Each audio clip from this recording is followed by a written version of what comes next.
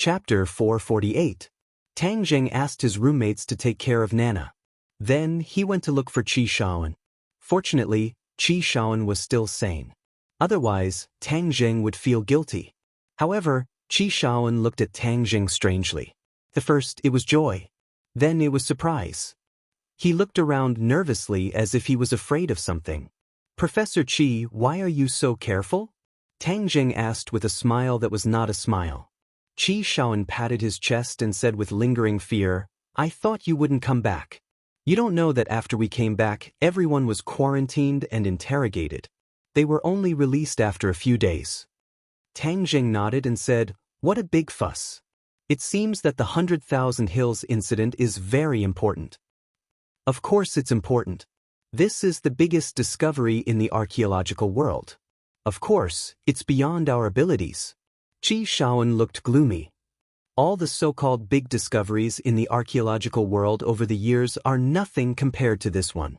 This has overturned traditional knowledge."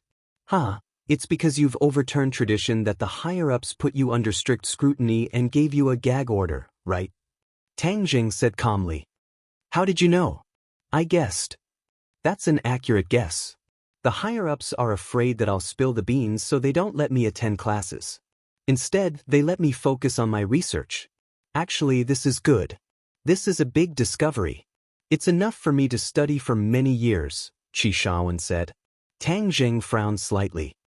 "So it's the higher-ups' order that you don't attend classes?" "Yes. In order to avoid contact with too many people, I even suspected that I was being watched for a while.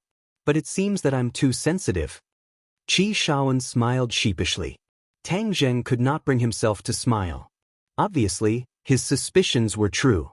The officials took this matter so seriously that they would really keep an eye on the archaeological team. However, it was obvious that they strictly obeyed the order and did not tell anyone about what happened in the 100,000 Hills. That was why the surveillance was lifted. "By the way, why did you come out? I thought you'd be in danger." Tang Jing said, "Of course there was danger, but I was lucky enough to escape with my life." Qi Shaoan patted Tang Jing's shoulder and lamented, "It's good that you're alive. At that time, I really thought that I was going to die in the 100,000 mountains. I don't care about my old bones, but it's a pity that you died at such a young age." Tang Jing grinned. "I won't die so easily. You didn't meet anyone from the government when you left the 100,000 mountains? From the looks of it, they won't sit idly by and do nothing, right?" Tang Jing gave him a thumbs up and praised, "Professor Qi's foresight is amazing. Of course I met them, but they can't do anything to me for the time being, so I guess I'm safe." Qi Shaoan sucked in a breath of cold air and sighed. "When I first met you, I really didn't expect you to be so extraordinary. You can actually reach a balance with the government. However, I still want to remind you that there are no eternal enemies, only eternal interests. To the government, you're still an unstable factor. They won't sit idly by and do nothing. You have to be careful." Tang Jing was very touched. He said, "Thank you for your concern, Professor Qi. I understand." Tang Jing already had a plan. As long as he and the Wu tribe quickly became stronger, the government would naturally be more afraid of them and would not dare to act rashly. This was a kind of deterrence, just like nuclear weapons. The nuclear powers would not really attack anyone with nuclear weapons, but they would send a message to the world that they had such a powerful weapon. Therefore, they would be confident in their words and not dare to do anything to them. Otherwise, they would fight to the death and no one would have an easy time. Since Tang Jing had achieved this level of deterrence, he could rest easy for the time being. "Professor Qi, I need to trouble you with something." Tang Jing said, "I want to study the information related to the ancient Emperor Qi Yu and the Battle of Zhuolu."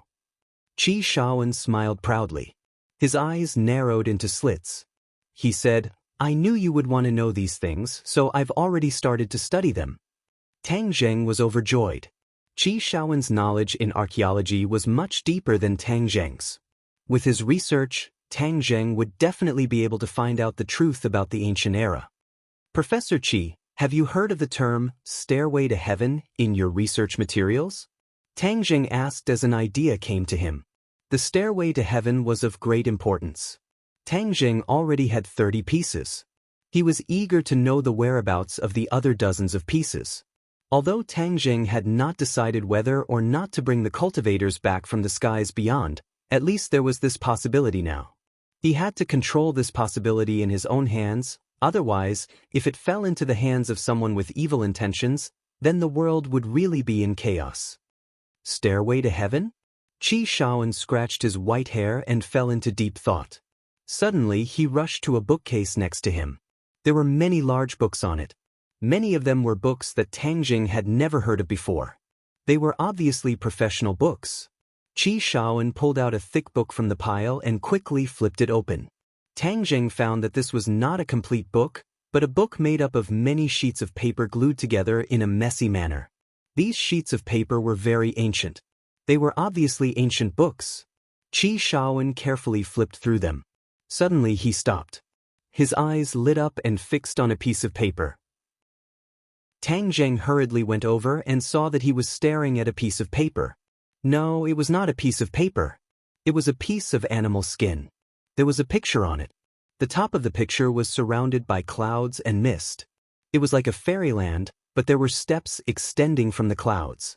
They extended straight down and landed on a snow-covered mountain. Mount Buzhou. Tang Jing could not help but exclaim. This mountain was too familiar. Wasn't it the Mount Buzhou in the depths of the prehistoric heavenly tomb? You know this mountain? Qi Shaoan was shocked. Tang Jing nodded. Yes, this mountain is called Mount Buzhou. According to the picture, this mountain towered into the clouds as if it was connected to the sky. How tall is that? Qi Shaoan exclaimed. Tang Jing recalled the scene of Mount Buzhou. Although Mount Buzhou was very tall, it was far from reaching the clouds. It was a little different from the picture. However, Mount Buzhou was too mysterious. There were also mysterious restrictions. He could not judge it according to common sense. This is the stairway to heaven. Tang Jing pointed at the steps and said firmly. He did not expect that there were written records about Mount Buzhou and the stairway to heaven. However, it made sense. In ancient times, Mount Buzhou and the stairway to heaven were not a secret. It was only after the 100 Change Star Lord destroyed the stairway to heaven that the attention on Mount Buzhou declined. After that, it disappeared completely from people's sight. In ancient times, there must have been records about Mount Buzhou and the stairway to heaven. However, most of them should have disappeared in the long river of time. Fortunately, this piece of beast skin was left behind. I accidentally found this when I was flipping through ancient books. I did not know the information in it, so I just collected it. When you mentioned the stairway to heaven just now, I thought of this picture in a flash of inspiration. I didn't expect to get it right. Qi Shaoan's face was flushed red. He was even more excited than Tang Jing. Tang Jing, why are you looking for the stairway to heaven? Qi Shaoan asked curiously. It's very useful. Tang Jing did not say it out loud. After all, this was a very important matter. It might not be a good thing to tell him. Instead, it might harm him. This stairway to heaven has been destroyed. However, the cornerstones of the stairway to heaven are called black stones of heaven and earth. They are scattered all over the world. I want to find these black stones of heaven and earth now. Black stones of heaven and earth? The stairway to heaven is made of black stones of heaven and earth? Qi Shaoan was very surprised. Tang Jing was even more surprised. It was impossible for ordinary people to know about the black stones of heaven and earth. Even Tian Chanzi had never heard of it. It was very strange that Qi Shaoan knew about it. Qi Shaoan could not wait to say, I've seen the words black stones of heaven and earth in an ancient book. Tang Jing slapped his head. Qi Shaoan was very knowledgeable. He was like a human computer. He had memorized so much obscure knowledge. In fact, archaeology required a lot of complicated knowledge. It included astronomy, geography, history, and many other aspects. Of course, Qi Shaoan knew a lot of things. This is a book that introduces the majestic imperial city in the capital city. It introduces the black stones of heaven and earth. It is said that the black stones of heaven and earth are stones that are born from the essence of heaven and earth. They are spiritual and have many magical effects. This was a new piece of information. Tang Jing listened with great interest. When this majestic imperial city was built, many mysterious things happened. It is said that every time a palace was about to be completed, it would collapse for no reason. Many people died. The emperor was furious. He ordered his officials to solve this problem. Later, he found several pieces of black stones of heaven and earth and buried them underground. After the palace was completed, it never collapsed again. It was really strange. The ancient book did not mention the specific reason. When I first read about it, I thought it was deliberately mystifying. I thought it was impossible for such a miraculous thing to happen. Now that I think about it, it is very likely to be true. Tang Zheng was overjoyed. At the same time, he also understood something. When the imperial city was built, it was to imprison the five-clawed golden dragon. Every time a palace was about to be completed, the five-clawed golden dragon must have been resisting and destroyed the palace. Later on, someone found a heaven and earth spirit stone and buried it in the ground. It merged with the imperial city's original spirit array and strengthened the effect of the array. That was how the five-clawed golden dragon was suppressed. The five-clawed golden dragon had never mentioned anything about the black stones of heaven and earth. He wondered if it knew anything about them. Tang Jing, is this information useful to you? Qi Shaoan asked. Tang Jing seemed to have woken up from a dream. He shouted, "Yes, it's very useful. Professor Qi, thank you." Tang Jing hugged Qi Shaoan. Qi Shaoan was extremely embarrassed. He patted Chu Li's shoulder and said, "I'm also very happy that this information is useful to you." Tang Zheng reluctantly let go. He said, "Professor Qi, I wonder if you can continue to collect information about this in the future?" Qi Shaoan said without hesitation, "Of course you can. Although I don't know what you'll do with it, I know that you won't do anything bad with it. I trust you." Tang Zheng promised seriously, "Professor Qi, don't worry. I won't do anything bad with the black stones of heaven and earth. I'll take my leave now." Chapter 449. It was not convenient to go to the imperial city to find the five-clawed golden dragon during the day, so he could only wait until night time. In addition, 502 had prepared a welcoming dinner for him, so he had no choice but to attend. The location of this gathering was not far from the school. When Tang Jing arrived, the others had already arrived. They even brought their companions, which were Yi Dingdang's dormitory members. Seeing Tang Jing enter, Yi Dingdang was the first to stand up, revealing a brilliant smile, and greeted, "You're here. Beauty Yi has been waiting for a long time. Hurry up and sit next to Beauty Yi." Sinosaurus pressed Tang Jing to the seat beside Yi Dingdang. The others looked at them with smiles. Yi Dingdang did not refuse, and instead accepted it graciously. "Tang Jing, I heard that you went to archaeology recently. Was it fun?" Hao Dan tilted his head and asked mischievously. Hao Dan and Feng Yong had already become a pair, but Feng Yong was in class today and did not have time to come over.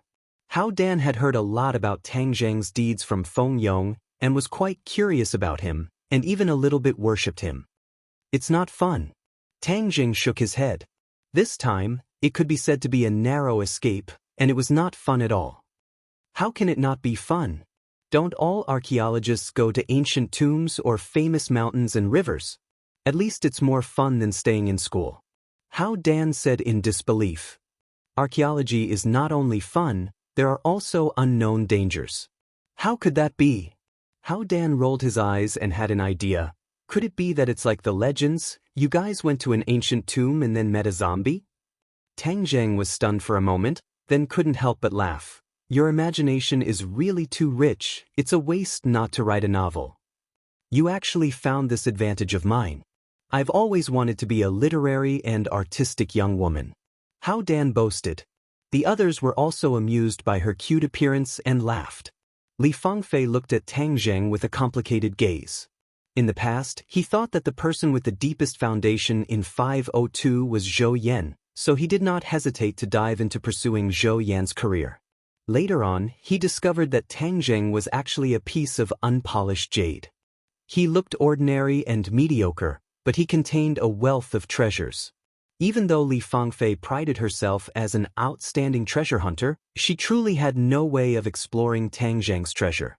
Tang Zheng's style of disappearing for dozens of days was not her type. However, Seeing Yi Dingdang diving headfirst into Tang Zheng's big net, Li Fangfei was really shocked.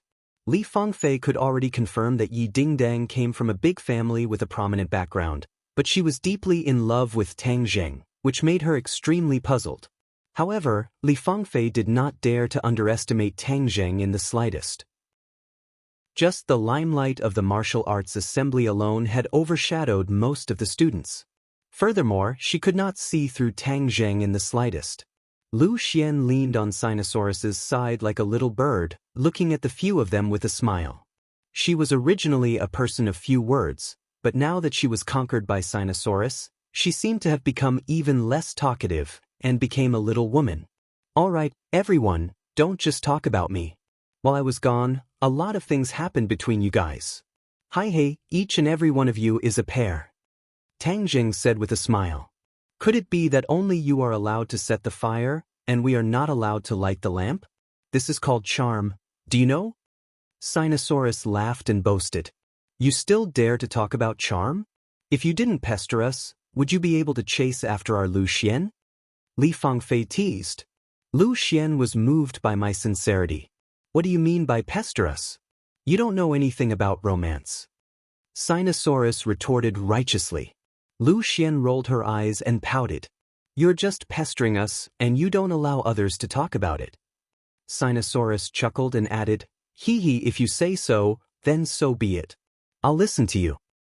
"Yo, you're already following your wife's tune so quickly. Second bro, I think you'll definitely be a henpecked husband in the future," Wang Shiji teased. Sinosaurus replied disapprovingly, "What henpecked husband? This is called being lovey-dovey. A bachelor like you won't understand." Tang Jing waved his hand and said, "All right, there are children here. You guys don't have to be lovey-dovey. Let's eat and drink." "That's right, Nana is hungry. Let's eat." Nana held onto her stomach and stared at the table full of dishes with her eyes shining. "Let's eat."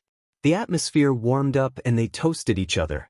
Sinosaurus told a few jokes, and the atmosphere at the table became more lively. "Did they make things difficult for you when I left yesterday?" Tang Zheng whispered to Yi Dingdang. "No, I ignored their words. What's the use of making things difficult for me?" Yi Dingdang said indifferently. "I didn't have time to say it yesterday. I found that Yi Tianming came with ill intentions. He seemed to have bad intentions towards your family." Tang Zheng reminded. Yi Dingdang curled her lips and said, "Everyone knows Sima Zhao's intentions. It's not that easy for him to deal with our family. Don't think that so many people are standing on his side. Not all of them are dead set on him. Those people are fence-sitters." "Oh, that is to say, as long as your father sits firmly on the throne of the Ye family, those people will naturally side with your father?" "Of course, but I'm not interested in those people. It doesn't matter if there's one more or one less." Tang Zheng pondered for a moment and said, "Remind your father to be careful. He is too honest, but Yi Tianming is not. Be careful of his dirty tricks and deepen Yi Xuanji's prejudice against your father. If that happens, the position of the patriarch may be taken away. Although I don't know why your father was expelled from the Ye family, I'm guessing that it has something to do with Yi Tianming." Yi Dingdang raised her eyebrows and said, "I'll tell him. But with my temper, there's no point in staying in the Ye family. It's best to just leave." Tang Jing shook his head. "That won't do. That will make things easy for Yi Tianming. I think Yi Xuanji wants your father to compete with Yi Tianming. It's still unknown who will be in charge of the Ye family in the future. At this crucial moment, we can't relax and give the other party a chance." Yi Dingdang glared at him and said, "You men are all obsessed with power." Tang Jing smiled embarrassedly. "Even if we don't like it, we can't let the enemy take advantage of it. Moreover, your father is a member of the Ye family. If he is in charge of the Ye family, it will be a good thing." "All right, I can't win against you. Hey, what are the two of you whispering about? Let's go home and whisper under the covers." How Dan saw that the two people's heads were almost close together, and she couldn't help but make fun of them. "You and Feng Yong are the ones who are whispering under the covers." Yi Dingdong's face flushed red. Tang Jing coughed and changed the topic. "We're done eating. Let's go home. If you want to get a room, go get one. I won't disturb you." Wow, you're talking about yourself, right? The two of you can't wait to get under the covers? Li Fangfei stared at Tang Jing and Yi Dingdang and chuckled. I'm going back to the dormitory. When the lights are off, I'll see who's not back. Then, I'll know who went out to get a room. Yi Dingdang countered. It can't be. Absence makes the heart grow fonder. Are the two of you really not going out tonight? Nana finally finished the food in her bowl. She raised her head and said seriously, Brother, let's go back. Otherwise, Sister Lu will definitely be waiting anxiously. Sister Lu? Who's Sister Lu? Suddenly, everyone quietened down and stared at Tang Jing. Even Yi Dingdang could not help but widen her eyes. Tang Jing knew that something was wrong. This lass was going to expose him if she did not choose her words carefully. He hurriedly said, The kids are just playing. Since everyone is done eating, let's go. Dingdang, Nana and I will make a move first. After he finished speaking, he pulled Nana and left the restaurant as if he was escaping. Brother, why are you leaving? Where's all the delicious food? Nana innocently stared at him and asked. Tang Jing did not know whether to laugh or cry. This little girl almost got into big trouble. So, he seriously said, Nana, brother will make a promise with you, okay? Okay, come, let's make a pinky promise.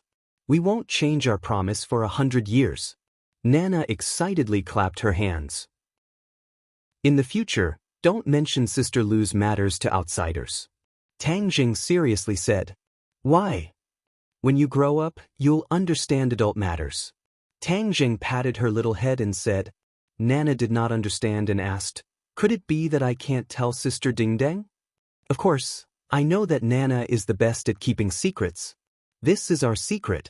Nana happily clapped her hands and said, Okay, Nana promises brother that Nana will definitely keep it a secret. Then let's go home. That's him. Chop him to death. Suddenly, an angry roar rang out and a large group of people surged over. At this moment, the few people in the restaurant also dispersed. No one went to get a room, but a few girls gathered together and started chattering. Dingding, who is that Sister Lu? Li Fangfei asked. Yi Dingdang blankly shook her head. She really did not know who this person was. No matter how smart she was, she would not have thought that this person was her high school class teacher, Lu Qingmin. There's a situation. Hao Dan said resolutely. Lu Xian also nodded her head seriously. Yi Dingdang panicked.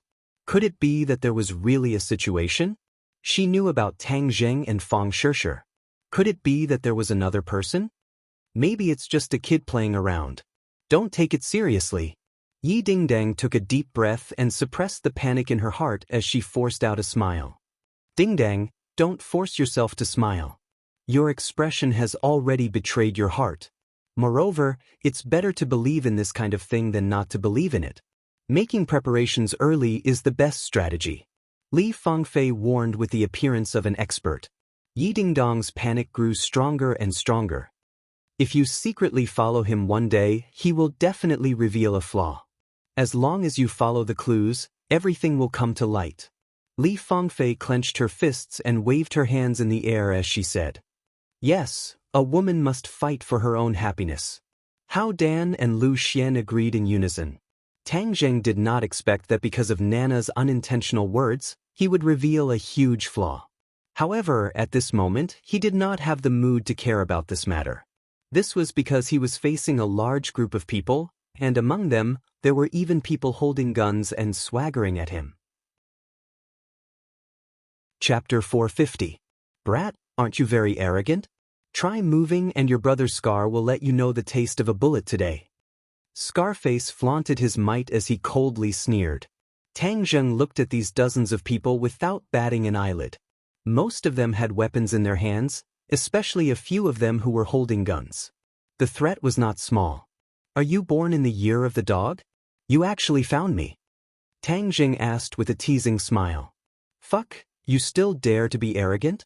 No one in the capital can escape from your brother Scar's eyes. Scarface proudly boasted. Sigh, this is the first time I've seen someone who can't wait to die. Tang Jing shook his head and sighed. Courting death?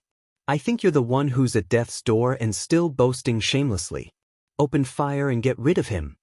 Scarface had been running rampant in the capital for many years, but he had never met someone who dared to not put him in his eyes. He couldn't help being furious and didn't hesitate to use his gun to get rid of Tang Zheng as an example. "Nana, sleep for a while?" Tang Zheng's finger pressed on Nana's neck. Nana's eyes slightly closed and she quickly fell asleep. "Now we can make our move." Tang Zheng's lips curled into a smile, but it was like a devil's smile that made people shudder. Scarface's heart trembled as he suddenly had an ominous premonition. He immediately shouted, "Move!" Bang, bang, bang. The sound of gunfire crackled like firecrackers, filling the air. And where did he go? Suddenly, everyone discovered that they had lost sight of their target. Tang Zheng had disappeared.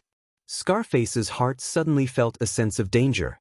Before he could react, he found that his neck was already grabbed. "Ah!" Scarface screamed in fright, but his scream came to an abrupt end. His throat had already fallen into Tang Zheng's grasp. "Didn't you want to kill me? Who's going to kill who now?" Tang Zheng sneered. "Don't kill me." A strong killing intent enveloped Scarface, and he turned pale with fright as he begged for mercy. "Too late." Tang Zheng softly spat out these two words. With a crack, the scarred man's eyeballs almost popped out of their sockets. His neck was completely broken, and his head tilted to one side and drooped down. "He killed Brother Ba," someone exclaimed. The corners of Tang Zheng's mouth curled up as he said, "He's courting his own death. If I don't kill him, he'll be buzzing around my ears like a fly. It's so noisy that it's annoying." Tang Zheng did not have the energy to deal with these small fries. He might as well get rid of them in one go and save his energy to do other things. However, the others discovered his decisive side, especially his elusive skills, which made them tremble in fear. The henchmen next to him scattered in all directions. Tang Zheng swept his eyes over the crowd and murderously said, "Whoever dares to disturb me again will end up like him." He loosened his grip and Scarface's corpse fell to the ground with a loud bang, deeply shocking their hearts. Tang Zheng hugged Nana and left with large strides. The others looked at each other in dismay, but no one dared to stop him. The news of Scarface's death quickly spread. Brother Meng was so scared that he almost fell to the ground. After a brief moment of shock, his eyes lit up and he suddenly laughed wildly. "The heavens are helping me. I've been working under Brother Ba for so many years and I've never been able to rise up. Now that Brother Ba is dead, the territory and influence he left behind will be mine. But if I want to smoothly take over his business, then I must accomplish one thing, and that is to take revenge for Brother Ba. That brat isn't even afraid of guns. He's not an ordinary person. If I rush up, I'll only be delivering myself to him. I'm not that brat's opponent, but the person behind Brother Ba can definitely eliminate him."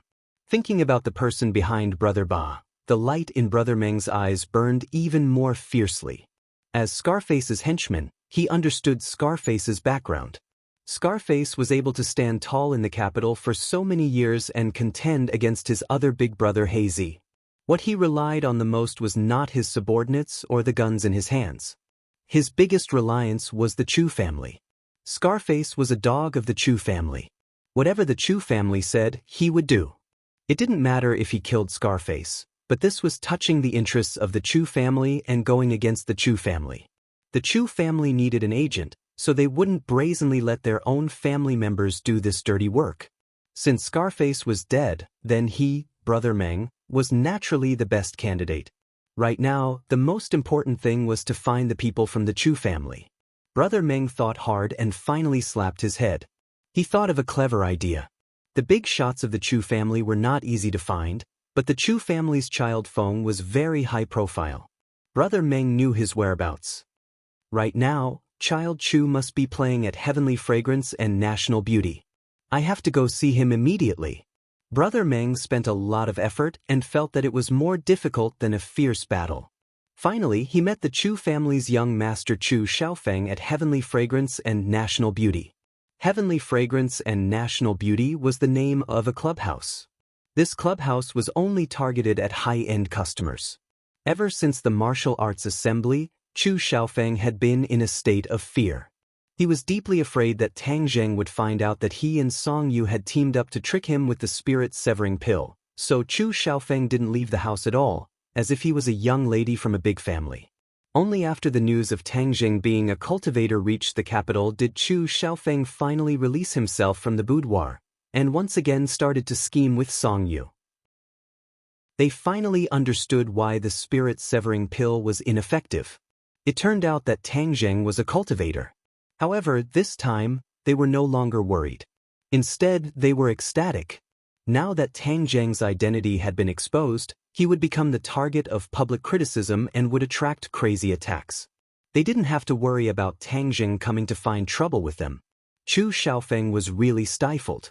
Once he was liberated, he would linger around the heavenly fragrance and national beauty every day, as carefree as an immortal. Back then, his arm was broken by Tang Zheng, and his cultivation was greatly affected. However, in the end, he was still able to preserve his cultivation, and was still at the second stage of the post-celestial stage. However, compared to most people, this was still an unreachable height. At least to Brother Meng, the other party was an unreachable existence. Brother Meng bent his waist and pretended to be filled with righteous indignation. Young Master Feng, you have to uphold justice for Brother Scar. This time, the other party has gone too far. They don't even put young Master Chu and the Chu family in their eyes. Chu Xiaofeng heard the whole story and asked, Scarface has been around for so many years, yet he was still slaughtered by a brat. Isn't he too weak? Brother Meng hurriedly explained, this time, the other party's strength was beyond our expectations, which is why we suffered such a huge loss. If young Master Feng were to take action, then it would definitely be easy to capture him. Such a small character is not even worthy of carrying young Master Feng's shoes. Hee, of course I know that I'm not even worthy of carrying my shoes, so I'm even less interested. Chu Xiaofeng waved his hand, lacking interest. Young Master Feng, you must be interested. I guess that brat might be a warrior, which is why Brother Scar suffered such a big loss. Brother Meng looked embarrassed, but he suddenly had an idea and said, Oh, warrior? There are tens of thousands of warriors, so there's nothing strange about it. Chu Xiaofeng had seen too many warriors, so he was not interested at all. He looked deeply at Brother Meng and said with a fake smile, I know what you're thinking, you want to borrow the power of our Chu family to rise up, but you're too weak, it's not worth our Chu family to make a move. If you want to take over Scarface's interests, then work hard yourself. Brother Meng's face flushed red when his thoughts were seen through. He said resentfully, Of course I can't hide my thoughts from young Master Feng. Of course I will work hard, but I'm unwilling to let that brat Tang Zheng get away with it just like that. Chu Xiaofeng suddenly sat up straight and asked with a dark face, You just said a name, what is it? Brother Meng looked at Chu Xiaofeng blankly and said nervously, Young Master Feng, are you talking about that brat's name? That brat's name is Tang Zheng. Chu Xiaofeng almost cried out in shock. His breathing involuntarily became hurried, and he asked, Is he really called Tang Zheng? Brother Meng nodded. What does he look like? Brother Meng recalled and described the other party's appearance bit by bit. However, he discovered that Chu Xiaofeng's breathing became more and more hurried, his eyes gradually turned red, and a look of shock appeared in his eyes. It's him, Tang Xiao. Chu Xiaofeng suddenly burst out with a hysterical roar. Brother Meng was so scared that he shivered, and asked while trembling with fear, Could it be that this person also provoked young Master Feng? Of course he provoked me. I wish I could cut off his head with a single slash. Chu Xiaofeng said with a murderous aura. Brother Meng was overjoyed. With the new and old grudges added together, we should get rid of this person. Young Master Feng, if you're afraid of dirtying your hands, send an expert with me. I guarantee that I'll bring you his head. Chu Xiaofeng looked at him with disdain and scoffed. With just you? Even 100 of you might not be his match, and you still recklessly want to take his head. Brother Meng was flabbergasted. His neck subconsciously shrunk, as if a cold wind had blown over. He asked in bewilderment, Is that brat really that powerful? Chu Xiaofeng rolled his eyes at him, too lazy to bother with him, but his mind was spinning rapidly. Why didn't Tang Zheng die? Could it be that the martial sect turned a blind eye to him? That can't be. The martial sect had always maintained a zero-tolerance attitude towards cultivators. They would never allow a cultivator to swagger around in this world. There must be something wrong. Tang Zheng could not continue to be so arrogant. Sooner or later, the martial sect would make a move against him. However, this brat killed Scarface as soon as he returned to the capital. Was he deliberately going against the Chu family and deliberately provoking them? Chu Xiaofeng was shocked. His first impression was that this was definitely done deliberately by Tang Zheng. This brat was still so arrogant after his identity was exposed. He must have eaten a leopard's guts. He must have not put the Chu family in his eyes at all. No, I can't let him live so freely. The martial sect will definitely come to deal with him soon. If I can take advantage of this time to get rid of this brat, I will definitely be able to win the trust of the martial sect.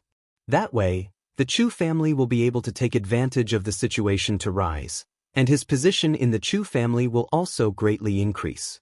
Back then, because he had provoked Tang Zheng, Chu Xiaofeng had received a lot of criticism from the Chu family. If he could hold his head high this time, it would definitely be a great victory. Chapter 451. Chu Xiaofeng couldn't wait to return to the Chu family and find his father, Chu Mingxian.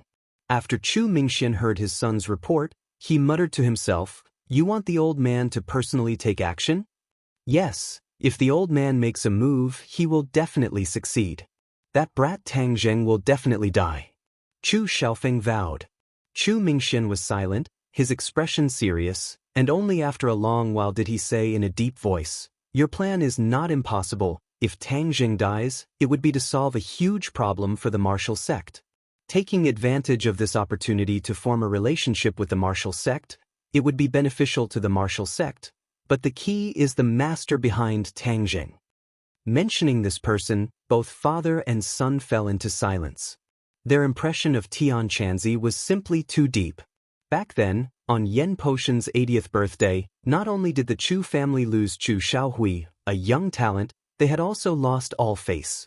It was the shame of their entire lives. Although that person is powerful, the martial sect will not let him go after all, so he shouldn't be able to jump around for more than a few days. Without that person's protection, what kind of waves can Tang Zheng jump around? Chu Xiaofeng said disapprovingly. Chu Mingxian looked deeply at his son and said with relief, "Xiaofeng, you have really grown up. You can see the problem more comprehensively and deeply, and you also know how to share the burden of this family. Your suggestion is not bad. Before the old man sleeps, we will immediately go find him." Chu Xiaofeng was overjoyed and hurriedly nodded. The father and son arrived in front of a small house and stopped in their tracks. They respectfully shouted, "Father, I brought Xiaofeng to see you." "What's the matter?"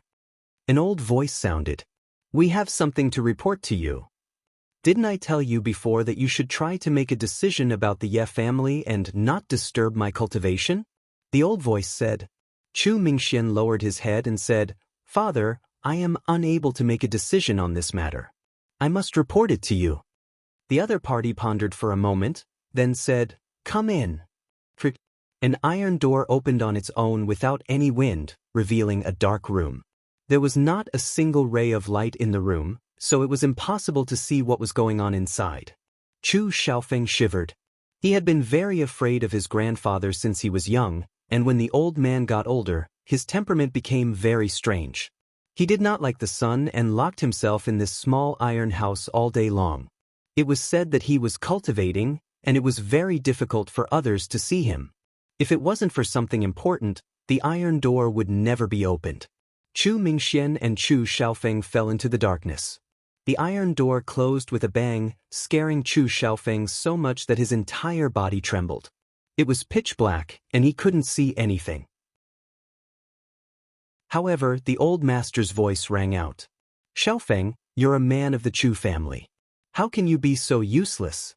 Just now, you were so scared that your whole body was trembling." Facing this question, Chu Xiaofeng's legs went soft, and he had the urge to kneel on the ground. He said with fear and trepidation, "Grandfather's lesson is very right. I will definitely try my best to correct it." "What is it?" "Just say it," the old man said. Chu Mingxian had already thought of an excuse long ago. He explained it concisely, and the small metal house instantly fell into silence. There was not the slightest sound. Even the breathing of the three people could not be heard. It was as if they were holding their breaths. You want me to deal with Tang Zheng and rope in the martial sect? After a long while, the old man asked. Yes, this is a once-in-a-lifetime opportunity for the Chu family. Now that the honeymoon period between the Chu family and the Yen family is over, we must find a new backer, and the martial sect is even stronger than the Yen family. Chu Mingxian analyzed with conviction. The martial sect has always been arrogant. Will they care about what you do? The old man asked. Yes, the matter with Tang Zheng is not an exception. I heard that many strange things have happened in the 10,000 mountains of southern Yunnan, and there are even new cultivators that have appeared. Although the martial sect is strong, their strength in the secular world is not that strong, and we can make up for this weakness of the martial sect. Chu Mingxian said. Could it be that the other families are all fools? Giving such a good thing to our Chu family? The old man asked. Chu Mingxian was confident, and said, I have already confirmed it. The Ye family has already announced to the outside world that the Ye family and the Tang Zheng will no longer have anything to do with each other from now on, and will go their separate ways. Oh, that old man Yi Xuanji actually broke through his cultivation when he was about to die, and now he is so decisive in pushing Tang Zheng out of the Ye family. It's really strange. The old man said in surprise. Actually, there's nothing strange about this. Chu Xiaofeng had adapted to the darkness, and the pressure he felt had weakened a lot. He changed the topic and said, the Ye family is a group of people who fish for fame. They did not openly go against the Tang Zheng because they were afraid of being poked at behind their backs, saying that they are as cowardly as mice. But didn't the Ye family also end up in a situation where they forget about righteousness for the sake of profit? That old man Yi Xuanji actually rejected his own grandson-in-law. What a decisive move. The old man sneered in ridicule. I think they were afraid of being implicated by the martial sect, so they made plans early on. Chu Mingxian added. The martial sect is indeed not something that an ordinary family would dare to go against. In that case, Tang Zheng can be considered a small fish that escaped the net. If we catch this fish, then everything will be fine? The old man asked. Although it won't be fine, it is indeed a way to get close to the martial sect. It is worth a try. Chu Mingxian said cautiously. The old man muttered to himself, and only after a while did he agree, we can kill him, but he is just a small character, and you need me to take action. Are you all idiots? Although it was dark, Chu Mingxian and Chu Xiaofeng still felt a burning pain on their cheeks. Chu Mingxian explained, I am not afraid of Tang Zheng, but I am worried that his mysterious master will appear. So, just in case, I asked Father to take action. The darkness fell into silence, as if the old man was thinking. After a long while, he said, All right, I promise you, unless his mysterious master appears, I will not make a move. Don't disappoint me. The father and son pair were overjoyed and hurriedly nodded their heads in agreement. Then, they quickly left the small iron house. Chu Xiaofeng's back was cold, and he was actually drenched in cold sweat. Immediately track that brat's whereabouts, and then wait for an opportunity to move. Chu Mingxian ordered. Yes, sir. Chu Xiaofeng could not hide his joy as he accepted the order and left. In the middle of the night, Tang Zheng waited for Lu Qingmei and Nana to fall asleep before leaving with Xiaobai. In the darkness of the night, a figure quickly flashed through the streets and alleys, flying towards the imperial city. After a while, he arrived at the foot of the imperial city. Just as Tang Zheng was about to flip over and enter, his heart suddenly trembled. He turned his head to look not far away, and in a flash, he pounced over. Whiz! A stone was thrown out of his hand. It was like a bullet streaking across the night sky, emitting a sharp sound as it pierced through the air. The stone hit the ground and shattered into pieces, and the floor that was hit quickly cracked open, covered in cracks. This attack had clearly missed, but the person hiding in the shadows had also appeared. Who is it? Why are you following me sneakily? Tang Zheng's killing intent was exposed as he asked coldly. The one who walked out from the darkness was actually Marshall. She stared at Tang Zheng with burning eyes, then looked at the towering imperial city. She frowned and said, "It's the middle of the night, what are you doing here?" Tang Jing didn't know whether to laugh or cry. "Why are you following me in the middle of the night instead of sleeping?" "Humph, you deliberately avoided me. What else can I do if I don't use this method to get close to you?"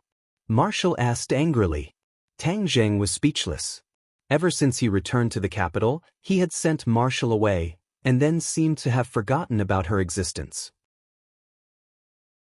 He never thought that she would be so persistent, actually following him in the middle of the night. "You've been following me all night?" Tang Jing was shocked. Since she was able to follow him to this place, then she must have discovered Lu Qingmei's residence.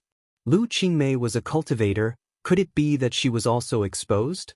Marshall's eyes revealed a trace of ridicule as he said, "You really like to play the trick of hiding a beauty in a golden house.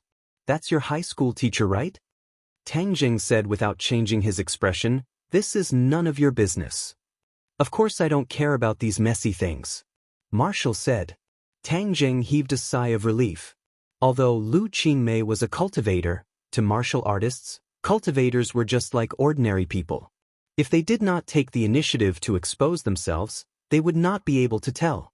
In other words, Marshall had not discovered Lu Qingmei's identity as a cultivator.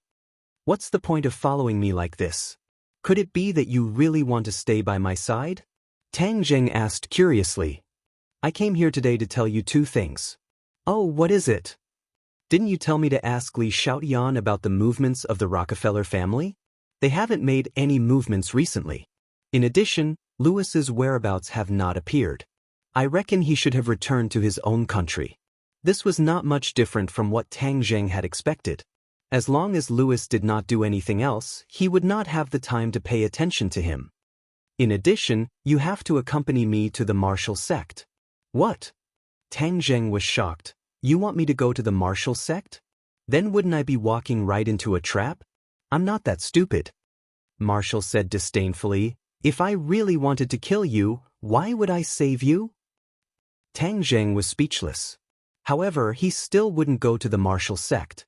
Although Marshall had already pointed out that the martial sect's sect master might be his biological father, he didn't want to be entangled with the other party. Seeing that he was unmoved, Marshall continued, "Sect master has already returned to the martial sect, but sect master is injured. However, sect master wants me to pass on a message to you. It is very likely that 100 Transformations Star-Lord has also left the 10,000 huge mountains. 100 Transformations Star-Lord's temperament is changeable, and his strength is so strong. Didn't your martial sect boast about hunting cultivators as your responsibility? Then go and get rid of the 100 Transformations Star-Lord." Tang Jing said in ridicule. Marshall's face was slightly embarrassed. He hesitated for a moment and said, "No one in the martial sect is a match for the 100 Transformations Star-Lord." "Oh, so you guys are trying to bully the weak. You're not a match for the 100 Transformations Star-Lord, so you came to bully me, right?" "Nonsense, who bullied you? Letting you go to the martial sect is for your own good. Don't bite the hand that feeds you," Marshall said angrily. The corner of Tang Jing's mouth raised slightly and said, "For my own good? I don't think so. In short, I'm not interested in going to the martial sect.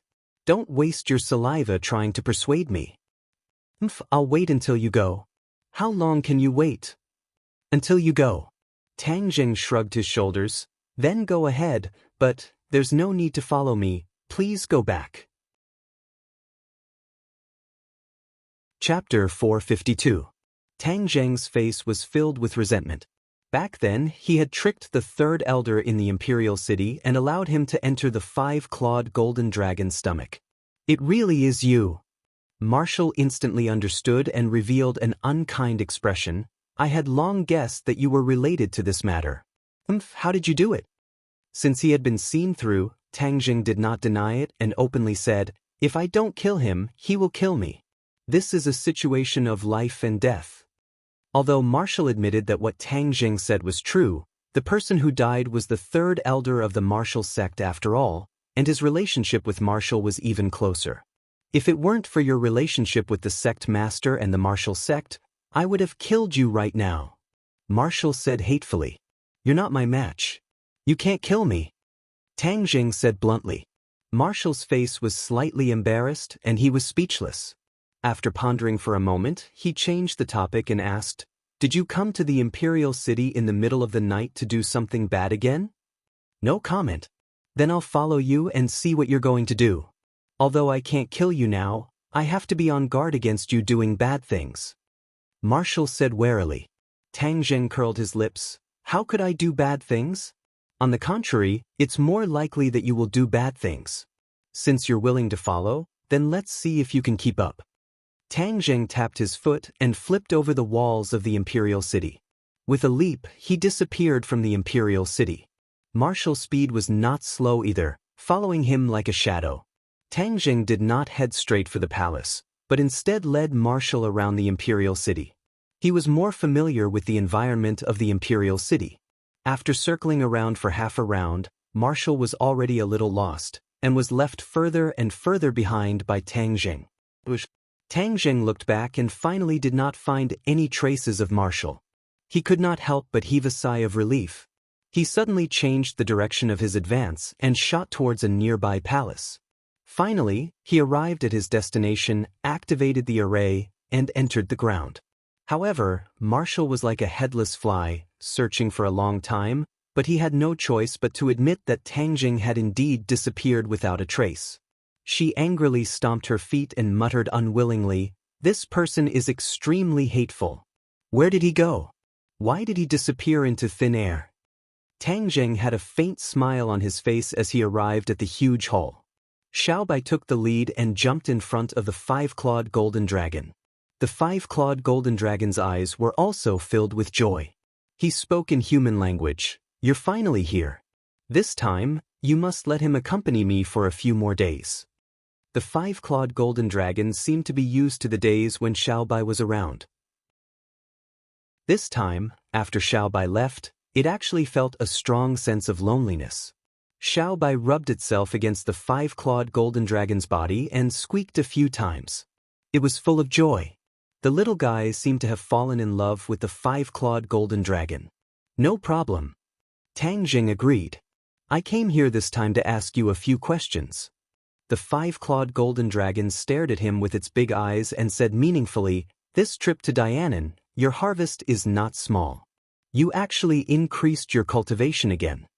Hey, your body actually gives me a feeling of being reborn. Could it be that this is my illusion?" Tang Jing's heart moved as he remembered the mysterious heart. Could it be that all of this was due to it? Thus, he hurriedly voiced his conjecture. Immediately, the five-clawed golden dragon exclaimed in disbelief, "What? You actually absorbed Qiyu's heart?" "I'm not sure if that's Qiyu's heart." Tang Jing said. "You're not sure, but I'm 100% sure that it's Qiyu's heart. Qiyu died, but I didn't expect his heart to be left behind and let you get such a big advantage. The Qiyu's heart contains powerful energy." The five-clawed golden dragon said. "Why does it sound so sour to me? Could it be that you also want this heart?" Tang Jing teased. The five-clawed golden dragon said without hiding anything, "I can't even if I want it. Qiyu's heart is in my body, so it can kill me directly." Tang Jing felt incredulous. "Isn't the physique of your dragon race very strong? How can you die because of this heart?" The five-clawed golden dragon rolled his eyes and said, "Do you think the Qiyu's heart is so simple? The reason you're able to survive is because you're a celestial, the nine-yang saint body. That coincides with the Qiyu's body. That's why you were able to contain this heart. Otherwise, the powerful energy of the Qiyu's heart would have directly destroyed your body and incinerated your soul." Tang Jing suddenly remembered the scene of Qiyu's heart entering his body. At that time, he was in great pain as if he was about to die. But later on, he was strangely safe. This was definitely the effect of the nine-yang saint body. Tang Jing patted his chest and sighed with lingering fear. This really is a new lease on life. I walked on the edge of death. This is a great opportunity. Now I'm more and more confident that you'll be able to release me from this cage." The five-clawed golden dragon said proudly. "Just now you said that Qiyu's heart contains a powerful energy. Just what kind of energy is it?" Tang Jing asked curiously. The five-clawed golden dragon shook his head and said, I don't know. This secret is only known to celestials. In history, celestials were very powerful and obtained great achievements. There were two conditions. One was that their body was originally the best for cultivation. The second was that there was a mysterious inheritance between celestials. The five-clawed golden dragon was very satisfied with Tang Zheng's reaction and continued, because the era between two celestials is very long, they can't personally pass down this inheritance. Celestials often store their lifetime's cultivation and many profound mysteries in a certain part of their body and pass it down to the next celestial. Tang Zheng was dumbstruck. This was truly shocking news. If that was the case, then Qi Yu's heart really contained a huge treasure. When he was able to secretly break the restriction on Buzhou Mountain, it was undoubtedly the effect of Qi Yu's heart. Moreover, he was able to call out the name of the heaven and earth black stone. It was definitely related to Qi Yu's heart. With all of these, Tang Zheng had already enjoyed a lot of the benefits brought by Qi Yu's heart. However, it is more common to pass down this powerful and mysterious energy through Saraira. The five-clawed golden dragon added. Saraira? Isn't it said that only after a senior monk passes away can a Saraira be created? Tang Zheng asked in surprise. That is also a Saraira, but it is completely different from the celestial's Saraira. After a celestial dies, their body will spontaneously combust, and all of their energy will condense into a single Saraira. It is said that this kind of Saraira is as bright as the sun and the moon. It is extremely rare to see it. Tang Zheng was intoxicated as he listened. There were too many mysteries about celestials. Even though he only heard a few words from the five-clawed golden dragon's mouth, he was still very shocked. However, Qi Yu obviously didn't use the Saraira method. Instead, he condensed all the energy in his heart, which benefited you. Wait until you completely inherit the mysteries of Qi Yu's heart, then you will be able to easily save me. I am really looking forward to it. I have witnessed the growth and rise of a celestial.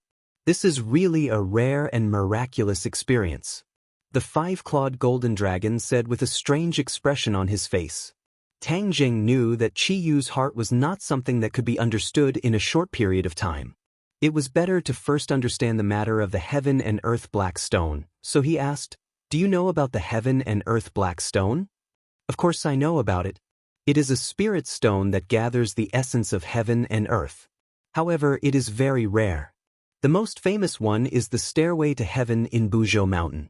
However, the Stairway to Heaven has already been destroyed by the 100 Change Star Lord.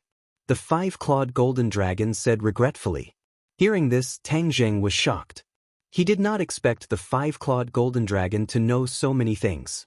He quickly said, Since you also know about the Buzhou Mountain and the Stairway to Heaven, then I will tell you something. The 100 Change Star Lord is not dead.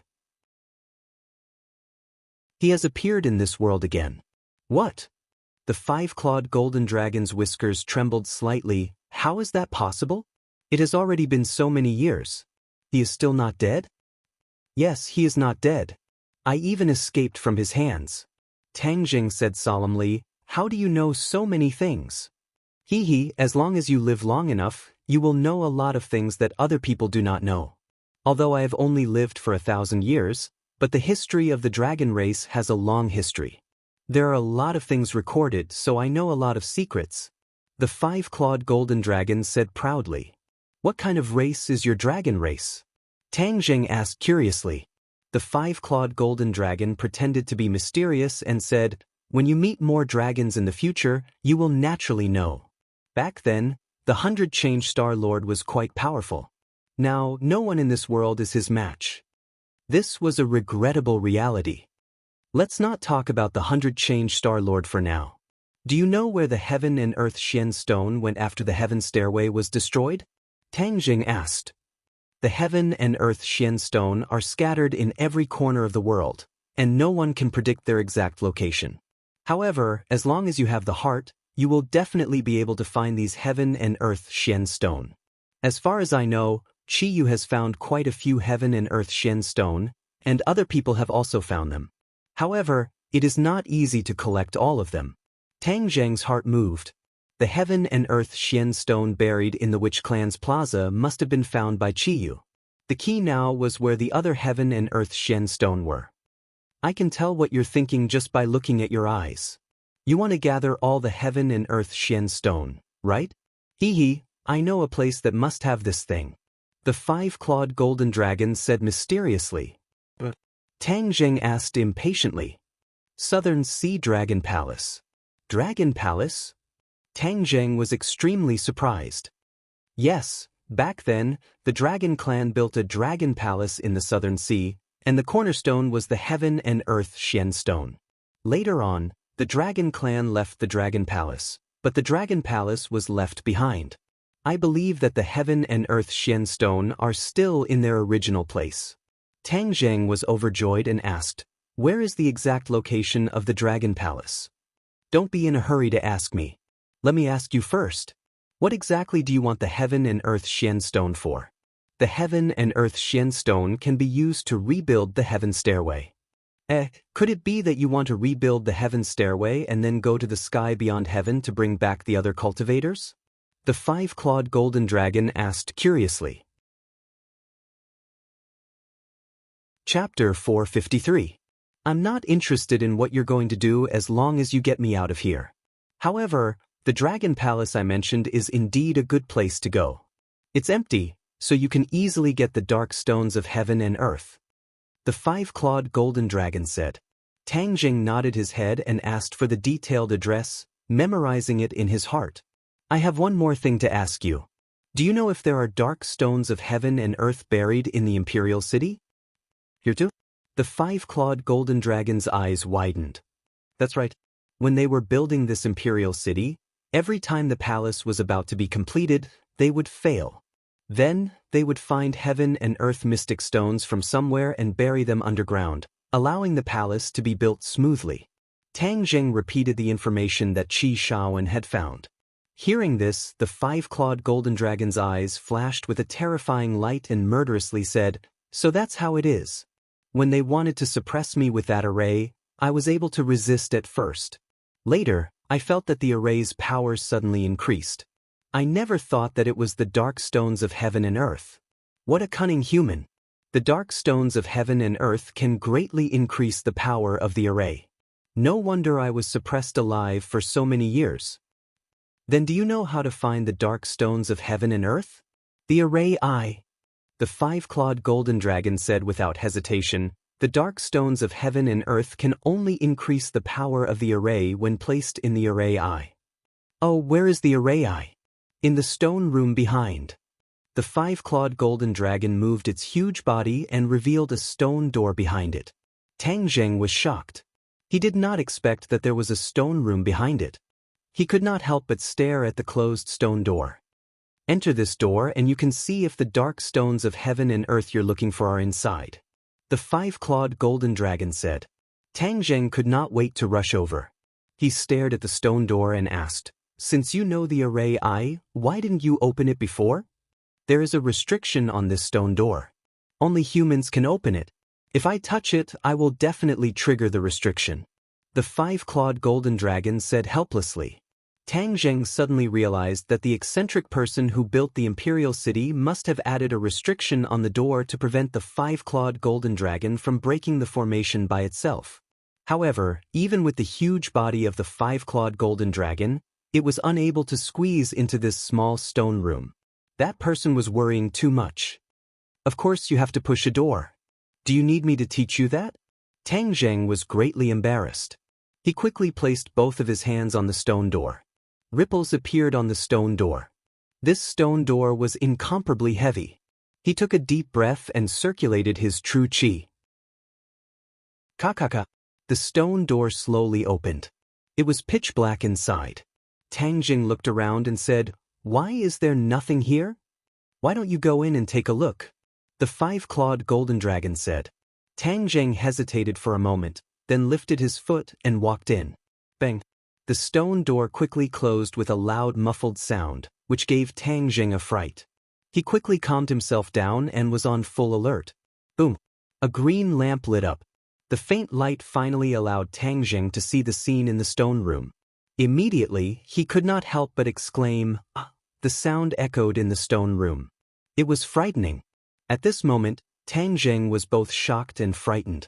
This was because he clearly saw that in the middle of the stone room, there was a praying mat. And on the praying mat sat a person. Yes, there was another person in this stone room. That was why Tang Zheng had such a big reaction when he stepped on it. Tang Zheng stared at this person dumbfoundedly. His hair and beard were snow white. He looked like a celestial being in a painting. His hands were tightly closed as he sat cross-legged on the praying mat. It was as if he was unconscious. Tang Zheng was bewildered. He did not know whether the other person was dead or alive, so he asked cautiously, "Who are you?" He asked 3 times in a row, but the other person did not respond. Tang Zheng was puzzled. Could it be that this person was already dead, but his body had not decomposed? Tang Zheng could not be completely baffled by a guy who could not move. So he took a deep breath and walked straight over. He leaned in front of the other person and reached out to check his breathing. Suddenly, the closed eyes suddenly opened. It was as if a breathtaking gaze shot out. Tang Zheng subconsciously took 3 steps back before he could stabilize his body. He cried out involuntarily, "You're still alive." The 5-clawed golden dragon had been imprisoned here for hundreds of years. If this person was still alive, then he must have lived without water for hundreds of years. This was too incredible. The old man's eyes were like lightning. He stared at Tang Zheng and asked in an unfriendly tone, "Who are you? Why are you here?" "Junior Tang Zheng. May I ask who Senior is?" Tang Zheng asked cautiously. "Ignorant Junior, you trespassed here. Do you want to let the 5-clawed golden dragon go?" The old man asked fiercely. Tang Zheng flatly denied. "Do you know that if the 5-clawed golden dragon escapes, then the emperor can no longer continue to absorb the dragon chi? This is destroying the imperial dragon vein. Can you afford to take the blame?" The old man asked arrogantly. "Emperor, dragon vein?" Tang Zheng's eyelids twitched. Did this old man stay underground for too long? He did not know the changes on the surface and thought that there was an emperor and dragon vein. "Quickly leave, or you will be in danger. Then don't blame me for not reminding you." The old man said to himself. Tang Zheng did not retreat. He came here for the heaven and earth obsidian. How could he give up halfway like this? So he asked in a deep voice, "Senior, Junior has disturbed and offended you. But today is different from the past. There is no longer an emperor. Times have changed. I came here to find the heaven and earth obsidian. Please tell me." "Ignorant Junior, quickly leave. Do you really want to die here?" The old man's tone became more and more fierce, making it difficult to breathe. Tang Zheng secretly operated his true chi and said calmly, "Senior, please don't blame me. If Senior knows anything about the heaven and earth obsidian, please tell me. Then I will leave this place immediately." The old man turned a deaf ear and continued to berate with a murderous aura, "Quickly leave, quickly leave." Tang Zheng's eyes revealed a strange look. This old man kept repeating and forcing him to leave, but ignored his question. This was not good. He could not return empty-handed. Tang Zheng was also skilled and bold. Instead of retreating, he took large strides towards the old man. His heart was beating like a drum. This old man was too mysterious. Tang Zheng could not figure out his strength. The old man remained as still as a pine tree, but his voice was powerful and resonant as he said, "Quickly retreat. Senior, don't you feel tired talking like this? You're like a repeater." Tang Zheng joked, but the old man still repeated the same words. When Tang Zheng carefully walked in front of the old man still did not move. His mouth kept repeating the same words. Tang Zheng's heart trembled. He suddenly had an illusion that this old man was not a living person, but a machine like a repeater. "Senior, if you don't say anything, then I can only offend you." Seeing that the old man was just shooting his mouth off, Tang Zheng slightly relaxed his vigilance. He reached out to grab the old man's shoulder. Tang Zheng was completely focused, afraid that the old man would counterattack. However, when his hand landed on the old man's shoulder, the old man still did not react. However, Tang Zheng's reaction was very big. Because he grabbed empty air, the shoulder turned into specks of light. They scattered in his hand and quickly disappeared. Tang Zheng suddenly realized and cried out involuntarily, "Illusion, this is an illusion. It's just that it's too realistic. I actually fell for it." No wonder he kept repeating those words like a repeater. It's not a real person at all. His voice came to an abrupt end. The old man's entire body turned into specks of light and dissipated in the air. It was like thousands of fireflies flying out of the stone room. It was incomparably gorgeous. Tang Jing did not know whether to laugh or cry. The old man had really put in a lot of effort to use such an illusion to trick him. If he had not persevered, he would have really been scared away.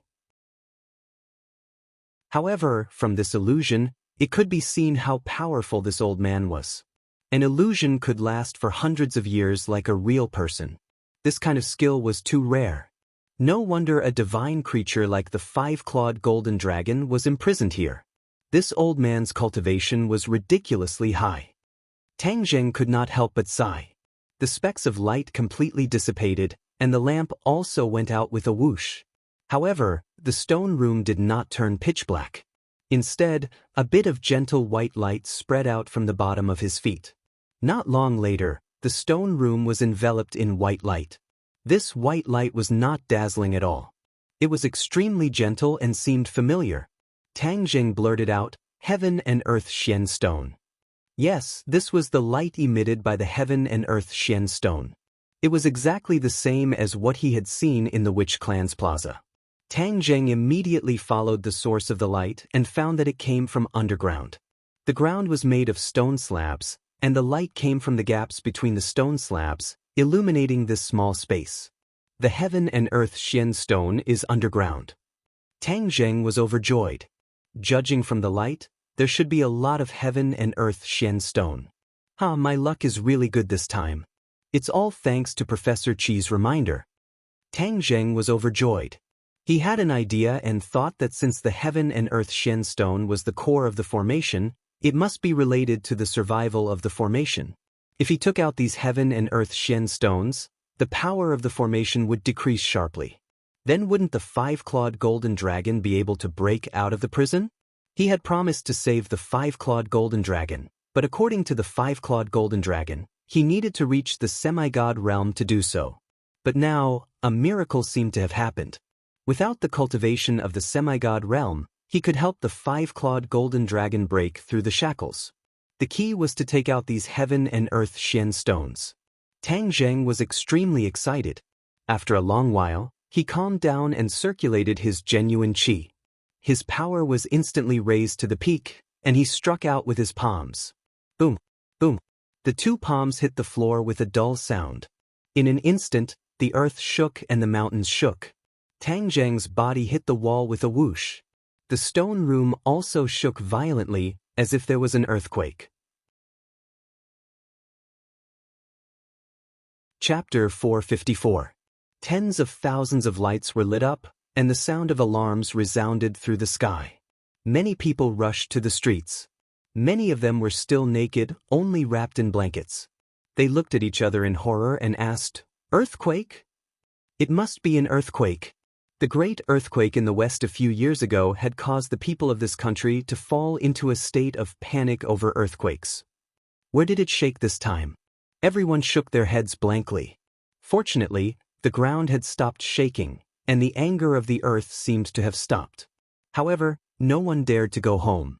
They all stood on the streets, accepting the baptism of the cold wind. At this moment, the Earthquake Bureau was in a mess. There was a huge earthquake in the capital, but they did not know about it at all. They did not even have the slightest warning. The test shows that the vibration started from the imperial city, and the vibration waves also spread from the imperial city. The staff wiped the cold sweat off his forehead and reported loudly, "Imperial City? How could that be? The capital is not in the earthquake zone, and the Imperial City is the center of the capital, so it is even more impossible for an earthquake to happen." Some experts questioned, but now it was useless to just doubt. They had to figure out the ins and outs of the matter. The phone was already ringing nonstop. These were all people who wanted to ask about the situation, but the Earthquake Bureau did not know anything. "Send someone to the scene immediately." In the Imperial City, Wu was waiting for the rabbit, but she was shocked by the shaking of the earth. However, the shaking quickly stopped. Her heart was in a mess. How could there be an earthquake? Suddenly, she had an idea. Could it be that this had something to do with Tang Zheng?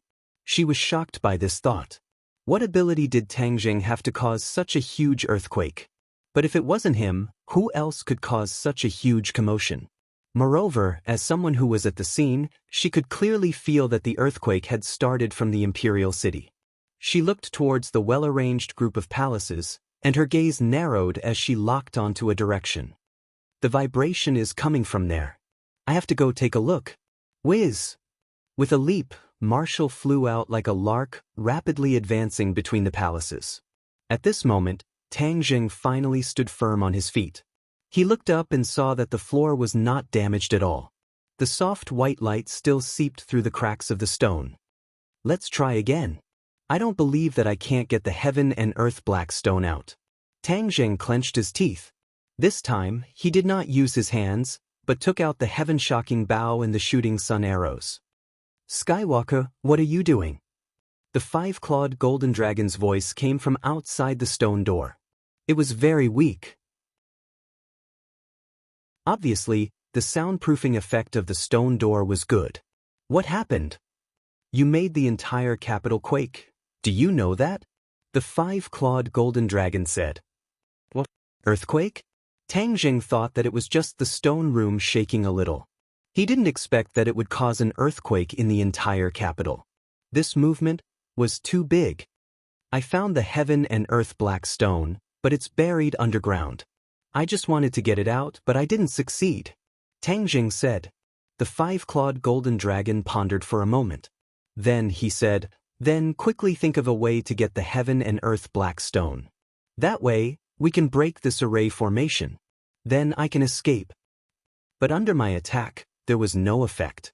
The five-clawed golden dragon urged, then use a stronger attack, use a magic treasure.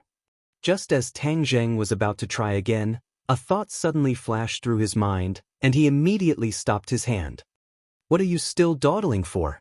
The five-clawed golden dragon realized that there was no movement for a long time and asked. Just now, when I attacked with my bare hands, the entire capital experienced an earthquake. If I were to use a stronger attack, would it cause an even greater commotion, or even cause a huge earthquake, causing the entire city to fall into a calamity? Tang Zheng was shocked by his own thoughts. It was true that he wanted to save the five-clawed golden dragon, but he would not sacrifice the lives of countless people. What will happen if I forcefully take out the heaven and earth black stone? Tang Zheng asked loudly. The five-clawed golden dragon paused for a moment, then said, there are no consequences. You're lying. The capital will definitely be greatly affected, right? Tang Zheng asked coldly. The five-clawed golden dragon was silent. It was obvious that he agreed with this result. So it's like this. Fortunately, I thought a little more, otherwise it would cause a disaster, then I would regret it to death. Tang Zheng said with lingering fear. Skywalker, saving me is a top priority. You can't miss this great opportunity. There are thousands of people in this world. Sacrificing a few is inevitable. The five-clawed golden dragon advised. Tang Zheng sneered, pushed open the stone door and walked out. Looking at the five-clawed golden dragon, he said, you are really ruthless. Using the lives of so many people in exchange for your freedom. The five-clawed golden dragon angrily said, why didn't you do anything? I can't save you, but sacrificing the lives of countless people. Tang Zheng said coldly. If you give up this opportunity, then I will be trapped here for countless days. Then you will continue to be trapped here. Tang Zheng was not afraid. The five-clawed golden dragon roared. A gust of wind blew as it rushed towards Tang Zheng. Its huge dragon mouth seemed like it wanted to swallow Tang Zheng. Tang Zheng, however, did not move an inch as he stared straight at it. Sweet. Xiaobai jumped in front of Tang Zheng and bared its teeth at the five-clawed golden dragon, stopping it from moving. The huge dragon head stopped in front of Tang Zheng. Staring at each other, the five-clawed golden dragon asked, are you really not afraid of me? Because I am afraid of you, I have to sacrifice the lives of countless people? Although I am not a saint, I can't be so cold-blooded and merciless. Tang Zheng was not moved. The five-clawed golden dragon breathed out. It was obvious that it was extremely angry. I am very suspicious as to why that person imprisoned you here.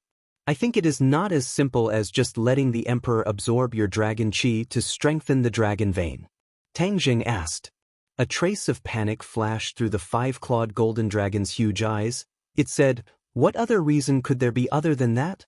This is the shamelessness of humans, so it doesn't matter how many people die, I am very happy." Tang Zheng sneered, "I am also a human." "You are a Skywalker, you are no longer a human." The five-clawed golden dragon retorted. Tang Zheng shook his head. "You know that I am not a human, I want to continue being a human, so don't even think about it. I know that the Heaven and Earth Mystic Stone is here. As for saving you, when I reach the soul formation stage, I will naturally break this formation and save you. That way, I will not sacrifice the lives of others, and you will also be able to escape. It is killing two birds with one stone. I did not break my promise to you." The five-clawed golden dragon took a deep breath. It was as if all the air in the hall was sucked into its stomach. It stared closely at Tang Zheng and said, "You are ruthless." Tang Zheng's mouth hooked up into a smile. He believed that the five-clawed golden dragon would make the right decision. It had waited for hundreds of years and finally had this opportunity. It certainly would not kill Tang Zheng to vent its anger. It needed him. Just now, I saw an illusion inside. It was a white-haired old man with a transcendent aura. "Who was he?" Tang Zheng asked. "It was that old man, he was the one who trapped me here." The five-clawed golden dragon's eyes widened as it flew into a rage. "I guessed it was him, but it was just an illusion. It has already disappeared. Humph, if he was not already dead, I would have eaten him alive." The five-clawed golden dragon said angrily. "Back then, you weren't even his match." "What are you talking about?" Tang Zheng curled his lips and said disdainfully, ignoring the five-clawed golden dragon's anger, he said, "I caused such a big commotion, the capital will definitely be in an uproar. Someone will come here, I'll leave first." "Xiao Bai, are you leaving?" Xiao Bai shook his head. Tang Zheng returned to the main hall. Just as he walked out of the palace, he saw a figure shooting towards him. His pupils constricted and his entire body trembled. However, when he saw the other party's appearance, he heaved a sigh of relief. "Why haven't you left yet?" Tang Zheng asked in surprise.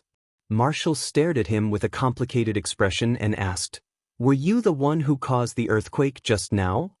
Tang Zheng declined to comment and said, "There will definitely be countless people rushing over here soon. Let's leave this place first." Seeing that he did not admit it, Marshall coldly snorted and said, "What's so strange about this place? Also, where did you go just now?" As she spoke, she raised her head to look at the palace behind him. However, at the beginning, she had also investigated the palace, but she did not find anything. Marshall was full of suspicion, but Tang Zheng had already rushed out of the imperial city. She had no choice but to follow. Not long after, the alarm came from afar and the police arrived. However, there were a few black shadows that were even faster than the authorities. So. The sound of something tearing through the air was like arrows piercing through the night sky. In an instant, they crossed the tall city walls and stood on top of the tall palace. Not long after, 3 people gathered on top of the palace. They were Yi Xuanji, Yan Qishan, and another white-haired old man. This white-haired old man was not an ordinary person. He was the head of the Song family, Song Jianan, who was also Song Yu's grandfather, a martial artist of the great master realm. Yan Qishan looked deeply at Yi Xuanji and asked, "Ye family head, do you know what caused this earthquake?" Yi Xuanji's eyes were as serious as the night, and he said in a deep voice, "I sense that the tremors were caused by this place, but now I don't feel anything at all." "Humph, this is definitely not an earthquake. Someone caused it, and it's in the imperial city.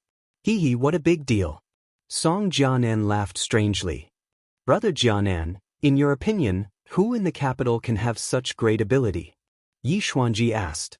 Song Jianan looked towards Yan Qishan and said, As everyone knows, in the capital, yen potions cultivation is the highest, so if you ask who is most likely to do this, it can only be him.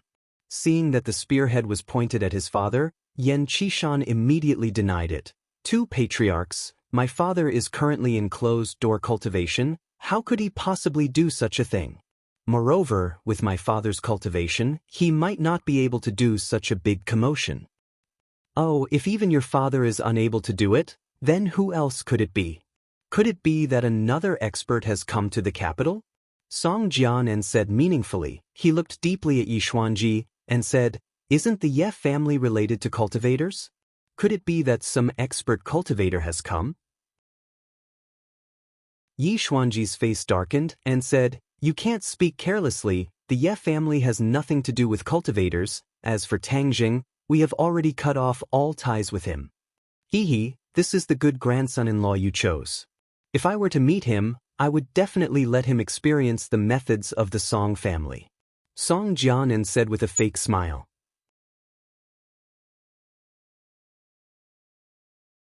Chapter 455. Yi Xuanji used to have a good relationship with Song Jianan, but ever since the engagement, the relationship between the two families had fallen apart and they gradually drifted apart. Hearing Song Jianan's words, Yi Xuanji's face darkened and said, "Tang Zheng is no longer related to the Ye family. How you deal with it, what does it have to do with the Ye family?" "Hehe, you're quite clean. I just don't know if the martial sect will think so." Song Jianan said meaningfully. "That's the truth. As for what the martial sect thinks, I can't control it. If the martial sect really wants to do something to the Ye family, my Ye family will accept it all," Yi Xuanji said firmly. Song Jianan sneered but did not comment. When Yen Qishan saw the scene, his emotions fluctuated greatly, because the Yen family's attitude towards Tang Zheng was also divided into two factions. One of them was him, who believed that he should keep a respectful distance from Tang Zheng. The other faction was unexpected. It was actually his sister Yen Qingyi and his son Yen Luyun. This pair of aunt and nephew actually stood on the side of Tang Zheng, believing that it was impossible for Tang Zheng to lose just like that. This was truly puzzling. Even Yen Padian remained silent, and in the end, decided to wait and see. The situation in the capital is getting more and more confusing. There's actually an aura of a great change. I really can't see through it. Yen Qishan thought to himself.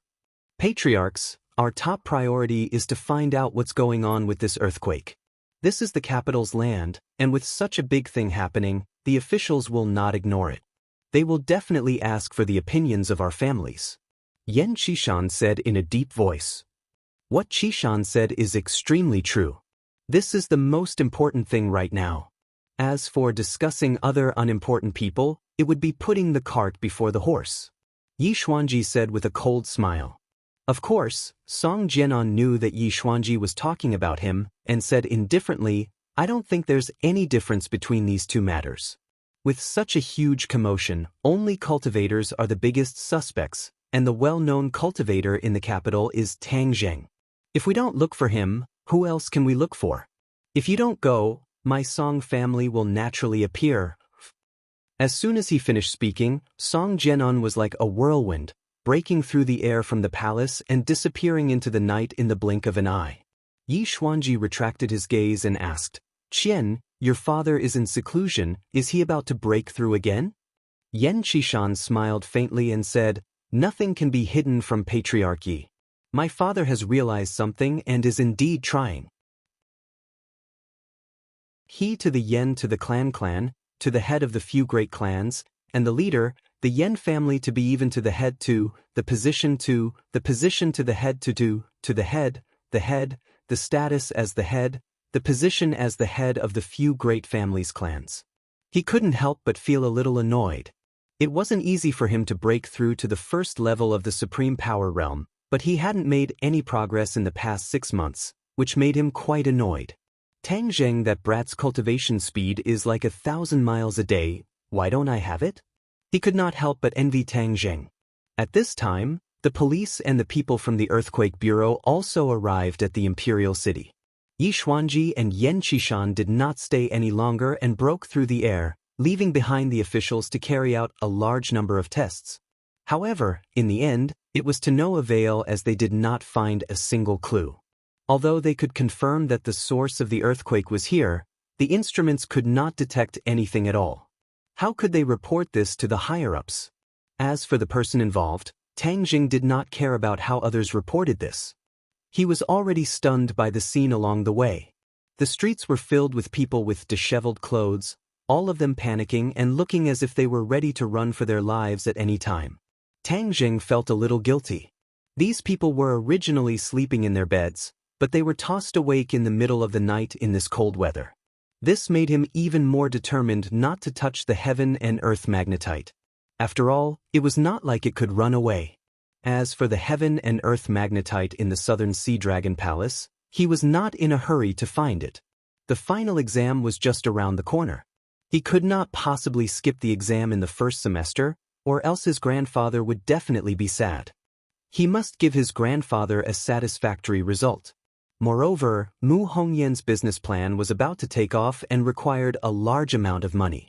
He should be thinking about money now. And this problem could only fall on the life-continuing pill. What he needed was not a few million, but hundreds of millions of funds. It was impossible to achieve without taking out some treasures. The life-continuing pill was undoubtedly a treasure. For those rich people, if it could increase their lifespan by 10 years, they would definitely agree to give up half of their family fortune. Since Tang Jing had already exposed his identity as a cultivator, he did not mind taking out such a heaven-defying thing. Of course, the quantity could not be too much. After all, it was a rare commodity. He had to make those people fight over the life-continuing pill. Furthermore, they were willing to give the money to Tang Jing as if they were begging their grandparents. This was the true meaning of standing and earning money. When they arrived outside of Lu Qingmei's neighborhood, Marshall could not help but ask, "Are you planning to keep silent? What exactly did you do to cause such a huge commotion?" Tang Jing stopped in his tracks, stared at her and said, "Everyone has their own secrets, why should I tell you?" This was already a disguised admission that he was the one who did it. Of course, even if he did not admit it, Marshall had already determined that he was the one who did it. "Do you know that you are playing with fire?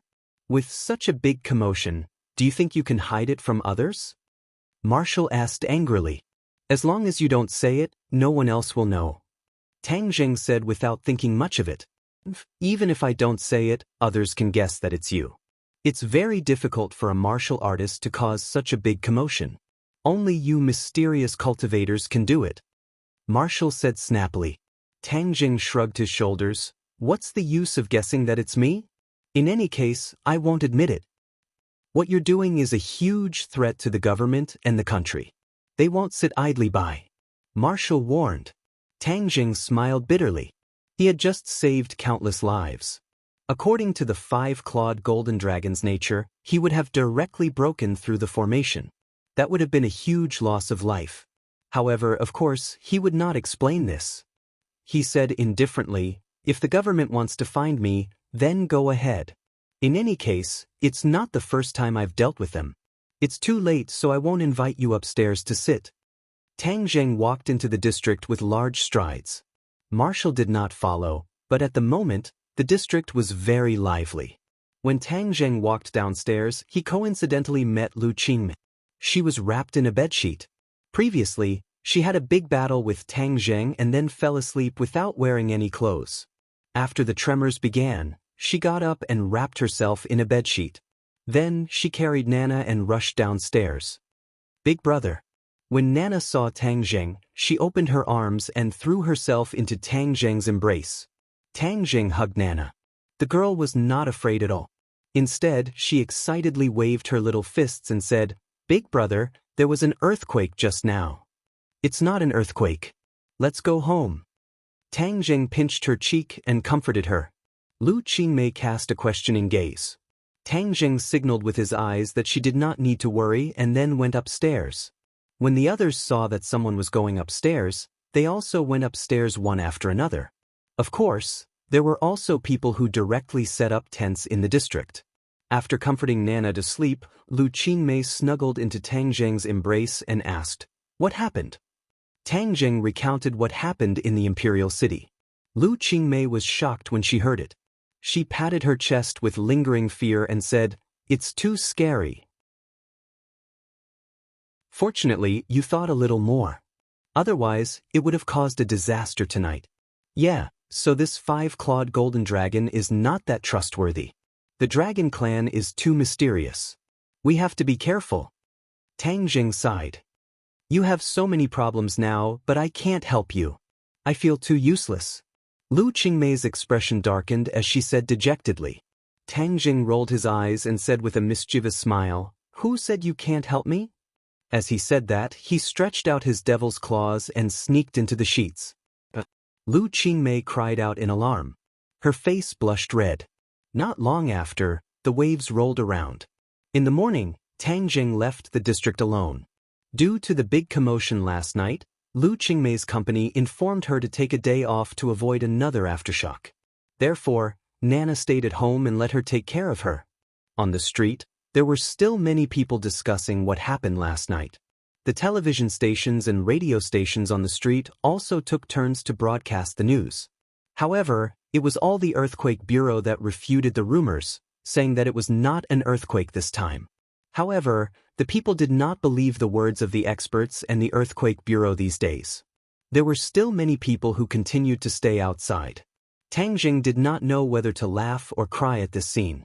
He really wanted to shout that everything was over, but that would definitely make him look like a lunatic. It was near the end of the semester and the classes were already over. This semester, Tang Jing's number of classes was pitifully small. His grades in class were terrible. If he wanted to get good grades, he had to submit a perfect exam result. Moreover, he was the top scorer in the college entrance examination. If he did too badly, he would definitely become a laughingstock. What did Yenqing University lack the most? That was students with good grades, talents, and even top students. There was no lack of top students. Tang Jing used to be the top scorer in a province. If he wanted to stand out in this final exam, he would have to put in a lot of effort. Although he had a photographic memory, there was a lot of knowledge that had to be learned and used flexibly. Rote memorization might not be useful. In addition, although he was a freshman, many top students were already doing research in the laboratory. They had their own research topics and research directions. In this aspect, Tang Jing was lagging behind too much. This caused some criticism. His mentor was Qi Shaoan, a great figure. However, Tang Jing did not have a single thesis. This was a little embarrassing for his mentor. Some people secretly criticized Professor Qi for being blind to have picked such an embroidered pillow like Tang Jing. Although Tang Jing was in school, these words had reached his ears through the mouths of the members of the 502. Man strives for dignity, and Buddha strives for an incense stick. Although he did not care about these false reputations, he did not care about any theses. After all, his mentor was Qi Shaoan. Moreover, Qi Shaoan treated him very well. He did not want to tarnish his mentor's reputation. Therefore, Tang Jing had to work hard. He did not want to be a top student. Instead, he wanted to be a top student. He carried a bag of professional course books to the library. He took a seat and reviewed the textbooks one by one. He read very quickly. It could be said that he read 10 lines at a glance. Like a scanner, he flipped through the books continuously.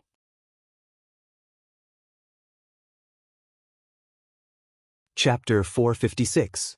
Many pairs of eyes looked at Tang Jing in suspicion or surprise, then looked at each other. Was this brother here to perform? There was no need to use such a clumsy method to attract beauties, because one could tell with a single glance that it was fake. Who could read so fast? Tang Jing was immersed in the sea of knowledge, completely unaware of it. In the end, when he finished reviewing the textbooks he brought, he was still unsatisfied, and there were still some knowledge points that he could not understand, so he went to the bookshelf at the side to look for relevant books to continue learning. He was like a learning maniac, a state that no other god of learning could compare to. Knowledge was like oxygen, quickly being absorbed by him and stored in his mind. One of the biggest characteristics of him reading was that he did not take notes, but when other students saw important knowledge, they would record it in their notebooks. As the saying goes, a good memory is not as good as a bad pen. No matter how good a person's memory was, There would always be times when they would forget. However, Tang Jing had completely broken this rule. Because of his cultivation, his mind had already been developed a second time, and his memory was extremely strong, so he did not have to worry about forgetting at all. Finally, someone recognized this once famous figure in the school and exclaimed, "Isn't he the champion of the martial arts assembly?" "Right, what's his name again?" "Tang Jing." "Right, his name is Tang Jing Sigma. I haven't seen any trace of him in this period of time. I thought he had gone somewhere. Why did he appear again today?" "Putting on a show. He must be putting on a show to deceive the little girl. Look at those girls, they're all looking at him." Someone discussed. "That must be it. He's really crazy, using this kind of method to make his presence known." This is precisely the performance of his stupidity. Who would believe that he's reading a book? Yes, that makes sense. Phew. Tang Jing heaved a sigh of relief. He had finally finished reading the relevant knowledge, and woke up from his intoxicated state, just in time to hear the chattering sounds of discussion. The corner of his mouth curled up as he smiled indifferently. Just as he was about to ignore them and leave, he saw a person walking straight towards him. Cries of surprise rang out, and the discussions became even more intense. "That's Ding Xiaowan. Why did she walk over? Could it be that she was attracted by such poor acting skills?" Someone was indignant and in disbelief. "I remember that Tang Jing is from the archaeology department, and Ding Xiaowan was originally from the archaeology department as well. However, I don't know what happened later on, but they transferred to another academy. He must know him, so go and greet him. Tell him not to continue with such a clumsy performance, so as to not become a joke." "Yes, that must be it." Hearing that, Tang Jing raised his eyebrows. He was not angry but surprised. It had indeed been a while since he last saw Ding Xiaowan. Ding Xiaowan had met him on the train, and the process was not pleasant. Tang Jing had once judged her as a brainless fan of Takashi. She had a good relationship with Takashi, but after Takashi was possessed by the demon god and killed her two good friends, she still insisted that it was Tang Jing who did it. Later on, she almost died in the hands of the demon god. Fortunately, Tang Jing saved her and she was sent to the hospital. After that, the two never met again. It seemed that her injuries had already healed and she had even transferred to another department. Tang Jing did not have much of a good or bad impression of her.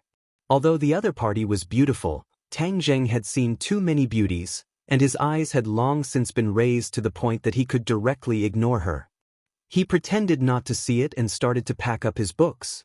Just as he was about to leave, he saw Ding Xiaowan sitting down beside him, staring at him with a burning gaze, and said, "Tang Jing, I have something to say to you." As Tang Jing packed up, he said, "Speak." "Thank you for saving me last time. It's just along the way," Tang Jing said indifferently. Ding Xiaowan squeezed out a lonely smile and said, "That person is no longer Takashi, right?" Tang Jing raised his head and looked at her, only to discover that her eyes were filled with pain. But thinking about it, she definitely had a good impression of Gao Daji, but the other party wanted to kill her. This kind of huge reversal was hard to accept. Tang Jing nodded. "He's no longer in this world?" "Yes." Ding Xiaowan's entire body seemed to have been sucked out of him as he sat paralyzed on the chair. After a long while, he finally came back to his senses and said, "I still have to apologize to you. I misunderstood you in the past." "I'm not that petty." Tang Jing shrugged. "If there's nothing else, I'll be leaving. The way you were reading just now was a little strange. Everyone else was discussing it." Ding Xiaowan kindly reminded him. Tang Jing said indifferently, "I know, but I don't care what others say." Ding Xiaowan had no choice but to admit that Tang Jing was such a unique person. Recalling the bits and pieces that they knew, Ding Xiaowan had no choice but to admit that she had misjudged him. The other party was very powerful, and it was against common sense, causing people to be extremely shocked. She had to admit that Tang Jing was much stronger than her. "Let's go together," Ding Xiaowan said. "Let's go." Tang Jing ignored the murderous gazes of the others. He could even hear the sound of many people's hearts breaking. Perhaps in the eyes of many people, Ding Xiaowan was both a top student and a goddess, but in Tang Zheng's eyes, she was still too stupid. In the end, he was not interested in women who were too stupid. Under the watchful eyes of the crowd, the two of them walked out of the library together, but the library was in an uproar. Many people were discussing, this kind of method of picking up girls was also effective. Could it be that all the girls nowadays were so easy to pick up? A few days later, a strange scene appeared in the library. Some boys quickly flipped through the books like a scanner. Unfortunately, all they received were supercilious looks, and not a single girl favored them. Tang Zheng and Ding Xiaowan parted ways after leaving the library. With regards to Ding Xiaowan's invitation to have a meal together, he rejected it without hesitation. It was already late, so he put the books back in his room and walked towards Lu Qingmei's house. Just as he walked out of the school gate, an off-road vehicle stopped in front of him. The door opened and a black-faced man walked down. He said with a face full of smiles, "You are Tang Zheng?" Tang Zheng nodded. "Yes, who are you?" "My name is Blackie." "Blackie." Tang Zheng thought for a while, then suddenly realized, Scarface mentioned you before. Back then, when they were at the bar, Scarface had suspected that Tang Zheng was one of Blackie's men, deliberately causing trouble. This meant that Blackie was also someone from the underworld of the capital. Hearing that, Blackie was flattered and said excitedly, "You know me? What an honor. What business do you have with me? I'm here to thank you for helping me get rid of Scarface. He's my sworn enemy, and I've tried to get rid of him many times, but to no avail. I didn't expect you to help me so easily," Blackie said with a smile. Tang Zheng did not care about the grudge between the other party and Scarface at all, and said, "Is there nothing else?" Seeing that Tang Zheng was unwilling to say more, Blackie hurriedly said, "Qin Batin is my big brother." "Qin Batin, you're his younger brother?" Tang Zheng asked in surprise. "No, I'm his little brother. It's just that my big brother doesn't care about the underworld anymore, so I'll take care of it," Blackie explained. Tang Zheng was suddenly enlightened. He knew that Qin Batin was originally from the underworld, and relied on his own abilities to make a name for himself in the capital. However, after that, he washed his hands of the gold basin and no longer managed the matters of the underworld. It seemed that he had unintentionally helped his little brother. Tang Zheng revealed a trace of a smile and said, "Since you're his little brother, then there's no need to be so courteous. It's just a small matter." Blackie let out a sigh of relief, thinking that his big brother's name was indeed useful. He said, "I'm here to tell you something. Scarface is from the Chu clan, and even though you've gotten rid of him, the Chu clan may not let this matter rest. You have to be careful." Chu clan. Tang Zheng wrinkled his eyebrows, as he did not have a good impression of the Chu clan. Both sides had already crossed swords several times, and were mortal enemies. This time, he had unintentionally gotten rid of someone from the Chu clan. According to their style, they would definitely not let this matter rest. However, Tang Zheng was not afraid. Since he was not afraid of the Long clan, then naturally he would not be afraid of the Chu clan. "Thank you for telling me this." Tang Zheng nodded his head. "I just told Big Brother about this matter, and Big Brother said that he will personally go to the Chu clan to make peace, hoping to appease the Chu clan's anger." Blackie said, "He went to the Chu clan? Why did he have to mobilize so many people?" "Big Brother said that you saved sister-in-law's life, so he definitely can't let the Chu clan vent their anger on you," Blackie said. Tang Zheng sighed. With Qin Baishan's ability, he definitely already knew his identity as a cultivator. However, at this crucial time, he still dared to go to the Chu clan to plead on his behalf. "Qin Batin is truly a loyal man, worth befriending," Tang Zheng sighed. His mind moved and he said, "Bring me to the Chu clan." He was not afraid of the Chu clan, so there was no need for him to plead with them. "If you go to the Chu clan, I'm afraid that it will ignite the Chu clan's anger. It will be like a sheep entering a tiger's den, and it will be very disadvantageous for you," Blackie advised. "Heng, it won't be that easy to harm me. Just bring me there directly," Tang Zheng said unconcernedly.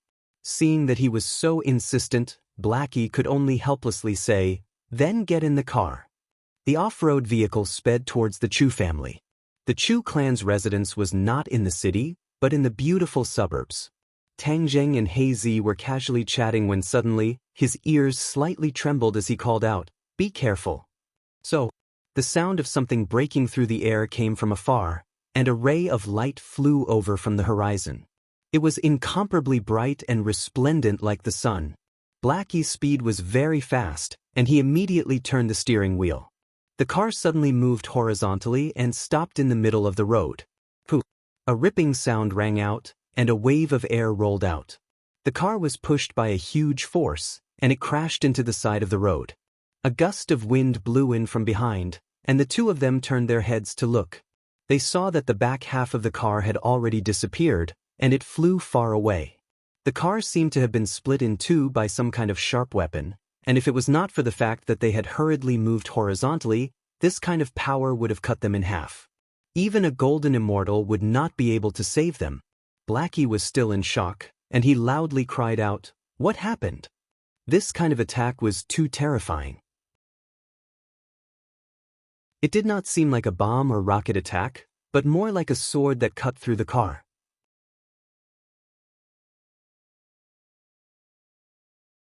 Chapter 457. The off-road vehicle broke apart, and the two of them reacted very quickly. They turned their heads to take a glance, then kicked open the car door and jumped out, looking at the road ahead warily. At this moment, a person was standing in the middle of the originally empty road. It was a skinny old man. He was like a bag of bones, exuding a sense of vicissitudes. However, his eyes were very bright, and killing intent flashed. In addition, he was holding a large saber in his hand. The blade was like snow, and it was suffused with a biting cold light. "Who are you?" Tang Zheng's eyes were like lightning as he stared at the other party and asked. "Hee, your reaction is quite fast. You actually escaped from this saber," the old man said with a laugh. However, his laughter was even more dry, as if it had been squeezed out from between the cracks of a stone. In addition, his appearance when he laughed was even more terrifying, causing people to panic. He Zi glanced at the large saber in the old man's hand in shock, revealing an expression of disbelief. That attack just now was actually caused by this large saber. This was too terrifying. To be able to split open a car with a single saber, what kind of divine weapon was this? However, Tang Jing did not change his expression. He had already seen that this was indeed a treasured saber, but it could not be considered a divine weapon. The most important reason for it to have such power was that the other party's skills were sufficient, which was why this large saber could turn something rotten into something magical. As for who I am? Let's see if you have the qualifications to know first. The old man's feet slipped, and he slid over a distance of several meters, directly arriving in front of the two of them. He Zi let out a low roar and threw out a punch, preparing to stop the other party. However, his collar was grabbed by Tang Zheng, and he came to an emergency stop. Tang Zheng's voice rang out behind him, "You're no match for him. Watch the battle from the side." He Zi was helplessly pulled to the side, and could only stare at the two people who were already approaching. Tang Zheng pointed out with a finger, and the dazzling blade had already reached the top of his head. Tang Zheng's finger touched the blade, and he lowered his body and slid under the blade, not being injured at all. As expected, you have some ability."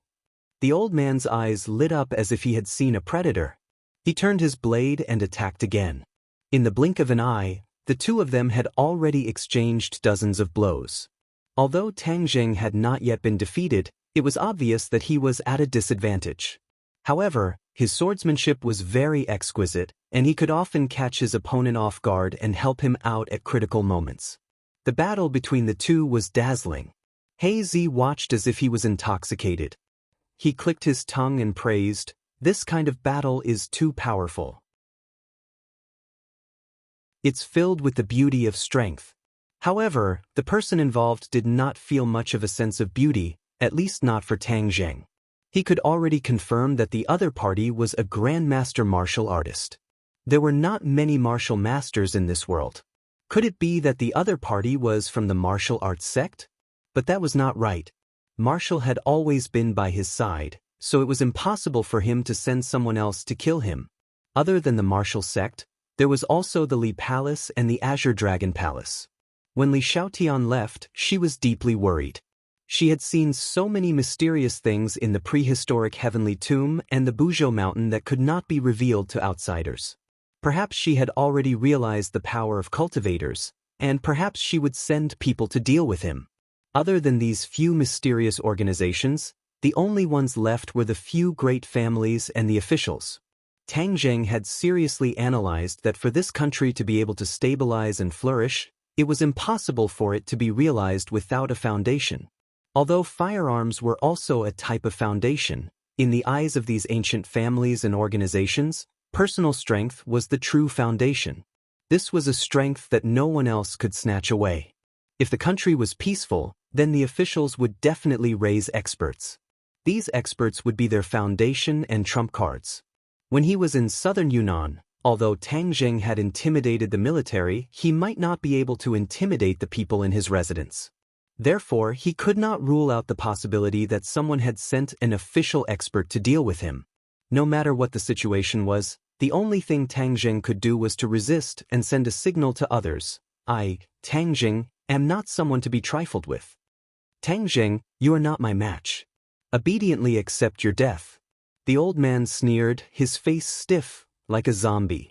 If you want me to die, this bit of ability might not be enough.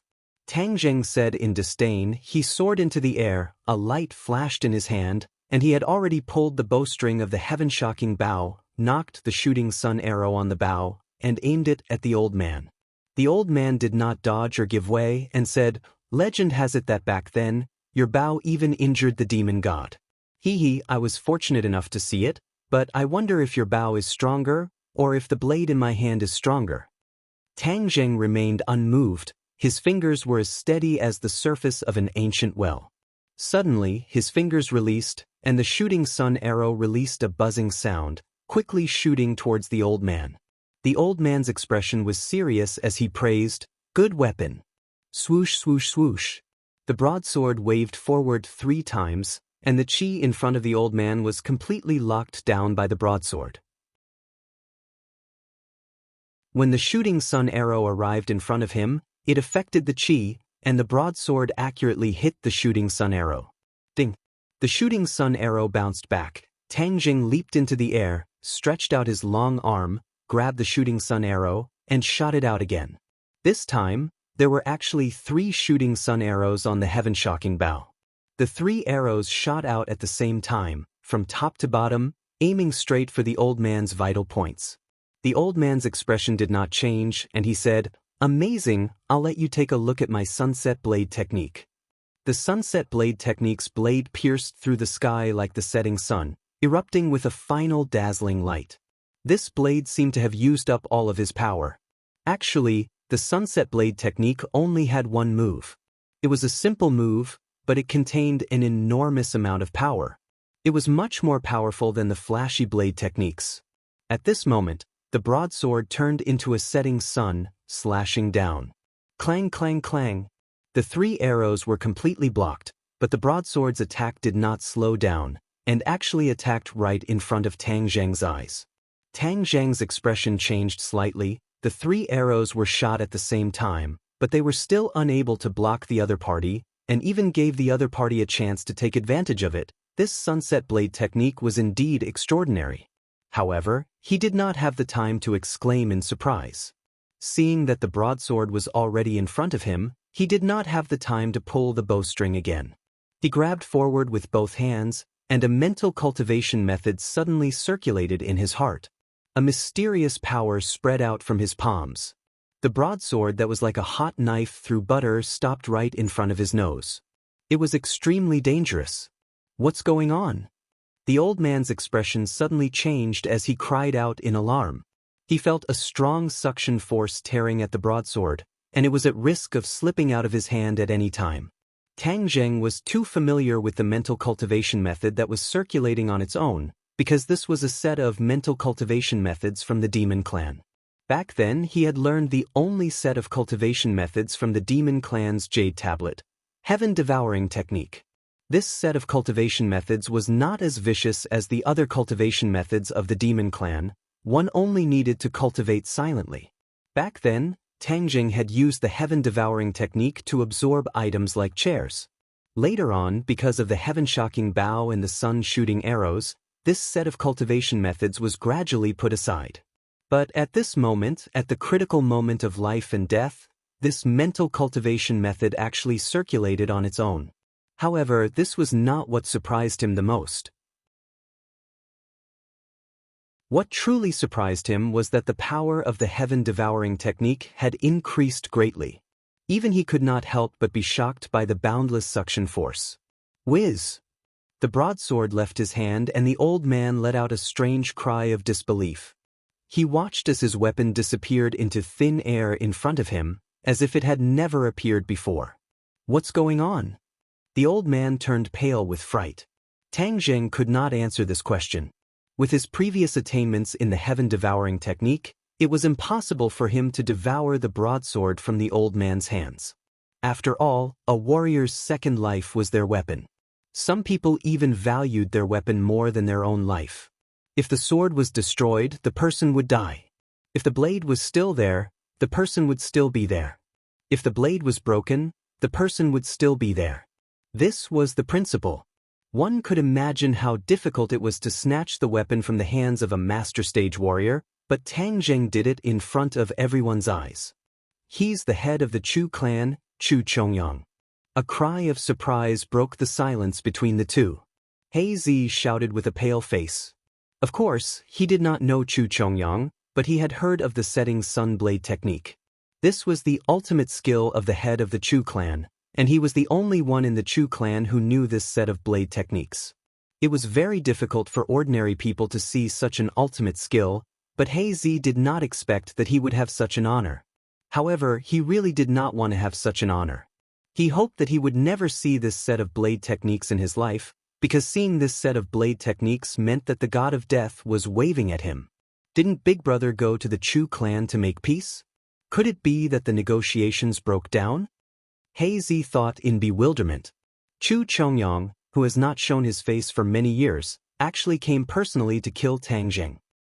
This is too much. Tang Jing's heart moved, and he stared at the other person curiously. This person was actually the head of the Chu clan. No wonder he was so powerful. The enmity between him and the Ye clan could not be resolved, so it was not wrong for the other party to kill him. Therefore, Tang Jing was not angry, but was slightly surprised. The other party was really willing to go all out to get the head of the Chu clan to act. What kind of technique did you use? Chu Chongyang came back to his senses and asked coldly. Tang Jing picked up the shooting sun arrow and smiled faintly. You wouldn't know even if I told you. Cultivators are really mysterious and powerful, but because of this, it is all the more reason to eliminate you from this world. Chu Chongyang said with a murderous look. You don't even have a weapon, do you still think you can kill me? Tang Jing asked in return.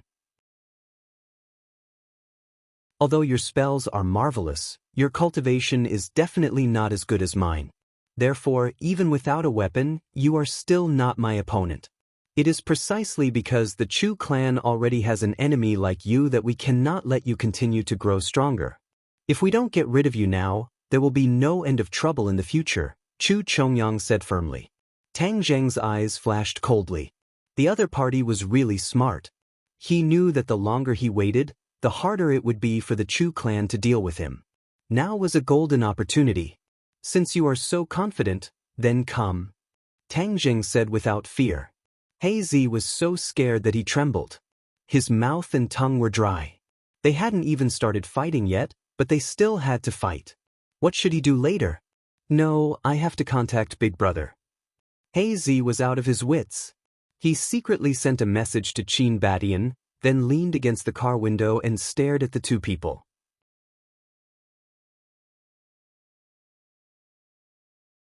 Chapter 458. Tang Jing's pupils constricted, he stared fixedly at Chu Chongyang, who was waiting for an opportunity to make a move. Seeing that the other party did not make a move, Tang Jing sneered, "If you don't move, I'll move." He grabbed at the air, and a strong suction force appeared in his palm. The power of the heaven-devouring technique was extraordinary. Just now, He had a flash of inspiration and finally understood why the heaven-devouring technique's power had increased explosively. Obviously, all of this had something to do with Chiyu's heart. Chiyu was the ancestor of the demon clan, so he definitely knew how to use the heaven-devouring technique. Coincidentally, Tang Jing had also cultivated the heaven-devouring technique, which was why the power of this technique had increased so much. Seeing that Tang Jing was attacking, Chu Chongyang had no choice but to counterattack. He pointed his finger, and a burst of qi shot out like a sharp arrow. Tang Jing suddenly remembered that Tian Chanzi had once revealed a consummate skill. The sword qi had condensed into a materialized sword, shocking everyone at Yen Potion's birthday banquet. Chu Chongyang's attack only caused a violent fluctuation in the air, forming an invisible force in the air.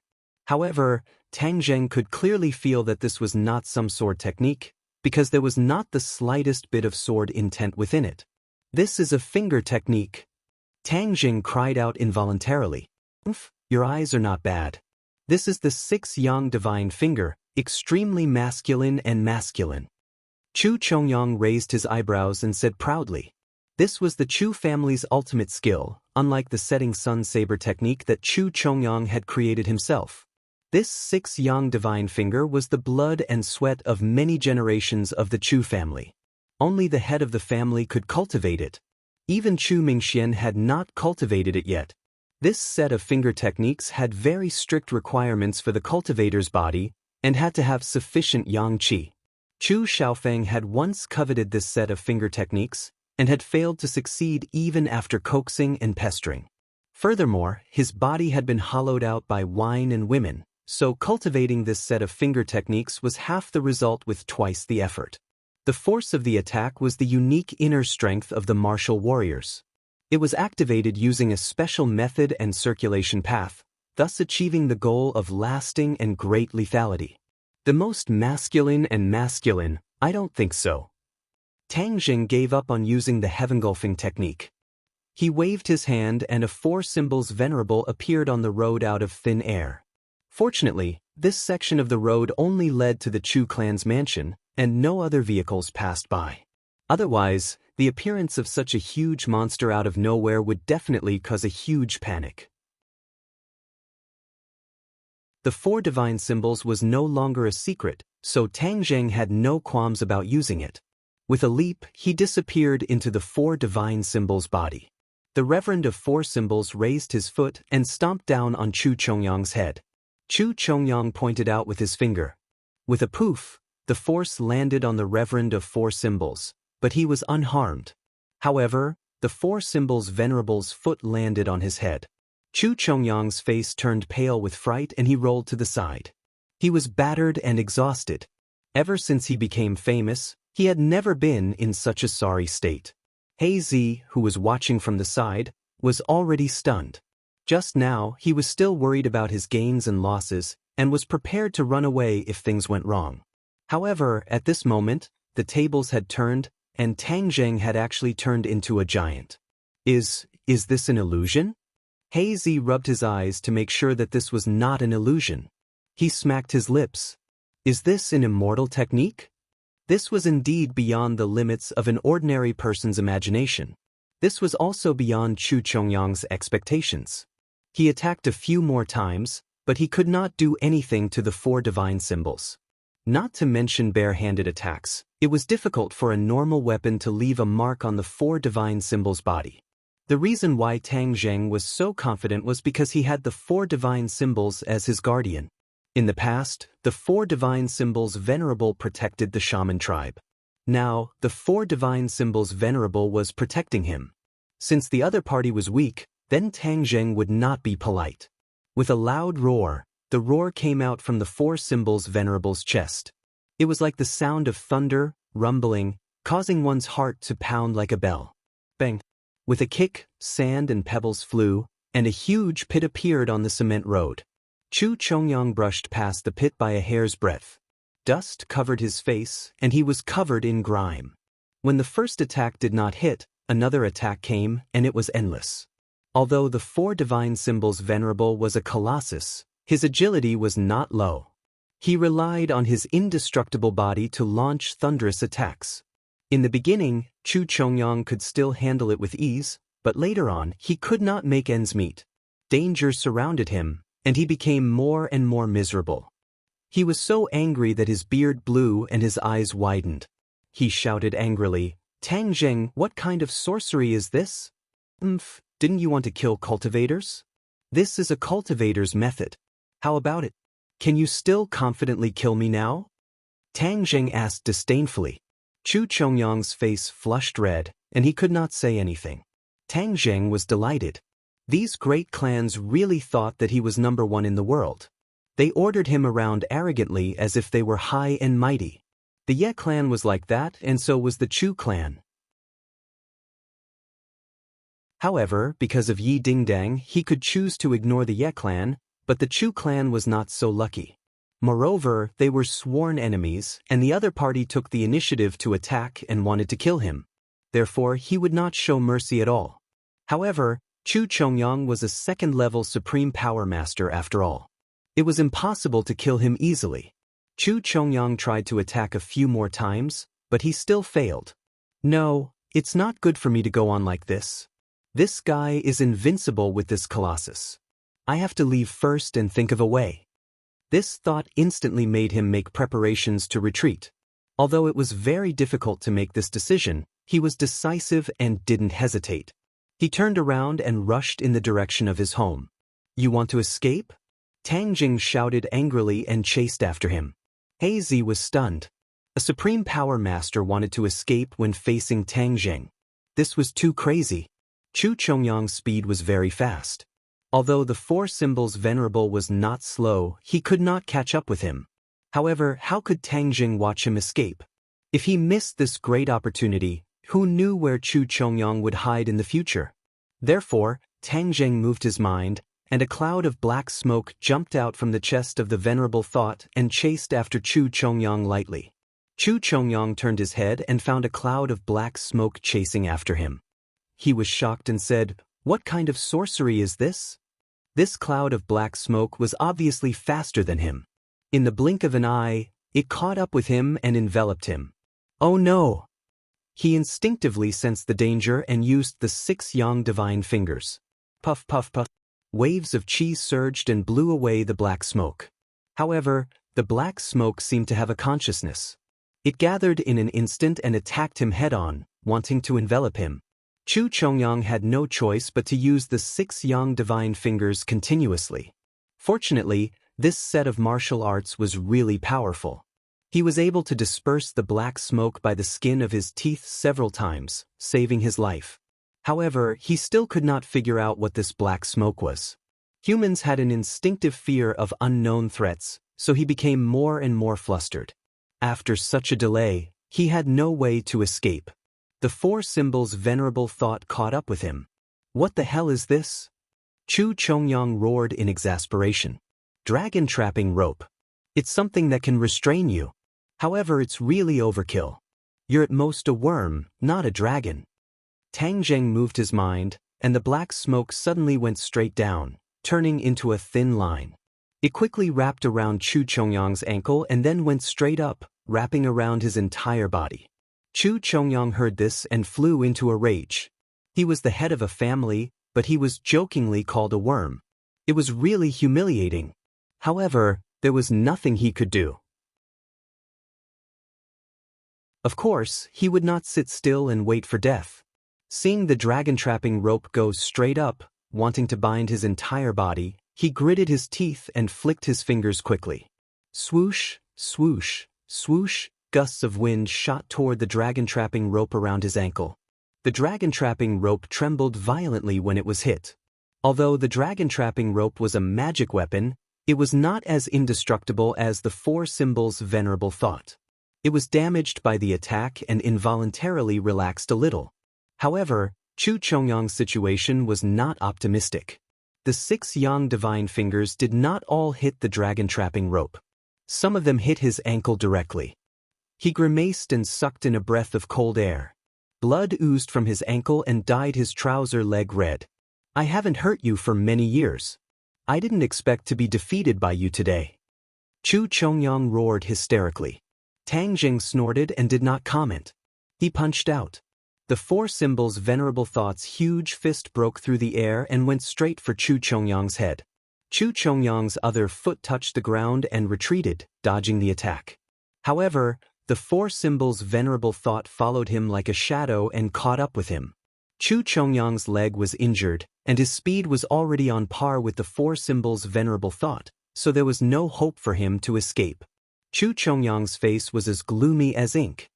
He thought to himself, could it be that I, Chu Chongyang, am really going to meet with Waterloo and lose my life in this brat's hands? He was unwilling and could not accept this result. Stop! Suddenly, a furious roar sounded out, and a convoy rushed over aggressively. On the convertible at the front, there was a person standing high up, roaring at the four symbols' venerable thought. This person was Chu Mingxian. Back then, at Yen Potion's birthday banquet, Chu Mingxuan's bones were crushed by Tian Chanzi, and then he was cured by the king of medicine. Although a few months had passed, his cultivation had not completely recovered. He was originally pretending to be polite to Qin Batian, but unexpectedly, Qin Batian received a text message and was about to leave in a hurry. Just at this time, Chu Mingxuan's subordinates also came to report that there was an intense battle on the road not far from the mansion. Chu Mingxian originally knew that the patriarch had already gone to deal with Tang Zheng, and immediately realized that this battle was definitely between the patriarch and Tang Zheng. Since Qin Batian was in such a hurry, he must have received the news and wanted to rescue Qin Wenin. How could he allow Qin Batian to succeed? However, it wasn't good for him to obstruct Qin Batian directly. Hence, he led a large number of troops and charged out in an overbearing manner. If he could personally witness Tang Zheng die in front of him, it would truly be a great joy in his life.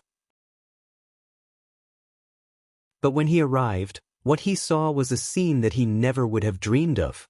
Chu Chongyang was actually beaten up like a dog that had fallen into the water, and a huge monster had appeared at the scene.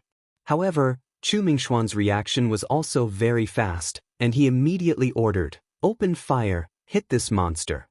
Bang bang bang.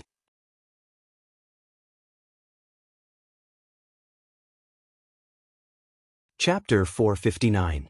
Seeing that the enemy's reinforcements had arrived, Tang Zheng was even more unwilling to delay.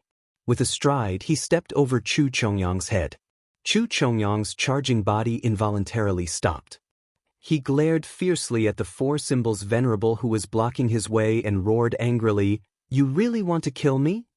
You want to kill me? Courtesy demands reciprocity. Of course I want to kill you." Tang Zheng roared with murderous intent. Just at this time, those few cars had already rushed in front of them. "Crash into them!" Chu Mingxian roared. The car engine immediately let out a low roar. The tires rubbed against the ground, causing waves of white light to spurt out. Long tire marks were left on the ground. The car sped up and directly crashed toward the four symbols venerable. Tang Zheng's expression did not change. With a kick, one of the cars flew into the air and flipped, smashing into a ball of flames in the distance. However, the other cars carried a huge amount of kinetic energy and crashed into the four symbols venerable's legs. The four symbols venerable staggered and swayed violently, almost falling down. Tang Zheng took a deep breath and roared, "You want to turn things around with just a few cars? You're looking down on me too much." The four symbols venerable threw out punches like rain. His fists rained down on the car under his feet. Ping, ping, pung. The car was instantly turned into scrap metal. Tang Zheng's gaze trembled. He saw Chu Mingxian, who was not far away. He was standing on the convertible car, continuously pulling the trigger at the four symbols venerable. When he ran out of bullets, he was still pulling the trigger out of habit. Chu Mingxian, back then, Tian Chanzi said that you could be spared the death penalty, but you couldn't be forgiven. He spared your life. Today, you can't blame me. Tang Zheng sneered. Chu Mingxuan's face turned pale. His breathing instantly quickened as he asked in disbelief, "You are Tang Zheng? You have some insight." The four symbols venerable laughed. Chu Mingxuan's courage was shattered. This huge monster was actually that brat Tang Zheng. "Go to hell, Chu Mingxian!" Tang Zheng shouted. The four symbols venerable pounced over with large strides. Stay here. Seeing this, Chu Chongyang leaped up and landed on the four symbols' venerable's body. Kicking off the ground with the tips of his feet, he soared up and reached the four symbols' venerable's chest in an instant. Chu Chongyang roared furiously and used 3 moves of 6 yang divine fingers in succession. Ping, pung. The force of qi crashed into the chest of the four symbols' honored warrior. Tang Zheng wasn't worried at first, but after taking this attack, his heart started beating violently and his blood seemed to be boiling. What's going on? Tang Zheng was aghast. In the past, the 4 divine symbols had suffered so many attacks, but he had never felt this way. Why was it so uncomfortable this time? The heart. Yes, Chu Chongyang is attacking the heart. It turns out that the 4 symbols warrior also has a gate of life, which is the heart. This is the most vulnerable part. If the enemy breaks through here, then the 4 symbols warrior will be completely destroyed. Tang Zheng was shocked by this discovery. He had thought that the 4 symbols warrior was invincible, but it turned out that he also had a weakness. He forcefully endured his roiling qi and blood. Stretching out a large hand, he grabbed at Chu Chongyang. Chu Chongyang somersaulted in the air, dodging this attack, and landed on the ground. Tang Zheng exhaled deeply, but didn't dare let his guard down. If he let the other party attack a few more times, then he would be in big trouble. However, because of Chu Chongyang's strong attack, Chu Mingxian escaped from the tiger's den and retreated far away. The other car didn't retreat, because Qin Bat-Ian was sitting on it. He had already gotten out of the car and was looking at the 4 symbols warrior dumbfoundedly. He wondered why Tang Zheng's voice would come out from this giant car. Could it be that he was controlling this big guy from inside? The methods of cultivators are really mysterious. Qin Bat-Ian sighed. Seeing the sorry state of the Chu family's father and son, he felt greatly relieved. The Chu family was showing off. Just now, he had taken the initiative to make peace, but the other party put on airs, obviously not agreeing. But now, they were beaten into a sorry state by Tang Zheng. It was really refreshing. But it was obvious that Tang Zheng had used a killing move, which meant that he wanted to kill the Chu family's father and son. Even Qin Bat-Ian didn't have this kind of determination. Although he had been doing well these past few years, he still didn't dare to directly become enemies with the few great families. But Tang Zheng had the guts to directly kill Chu Chongyang and Chu Mingxian. How much courage did this require? Qin Bat-Ian sighed at his own inferiority, but didn't have time to interfere. He only saw the 4 symbols warrior rush in front of Chu Chongyang again. One big and one small quickly began to fight. Chu Chongyang relied on his agility, and although he wasn't a match for the 4 symbols warrior, he was able to escape death a few times. Tang Zheng knew that he had to end the battle quickly. This place was not far from the Chu family, and if he delayed for too long, the Chu family's reinforcements would arrive, and it would be even more difficult to kill Chu Chongyang. But he didn't expect that the Chu family's reinforcements would come much faster than Tang Zheng had expected. The two of them had only fought for a while when a roar came from the horizon, and a helicopter quickly flew over. A missile flew over and hit the 4 symbols venerable, causing sparks to fly like dazzling fireworks.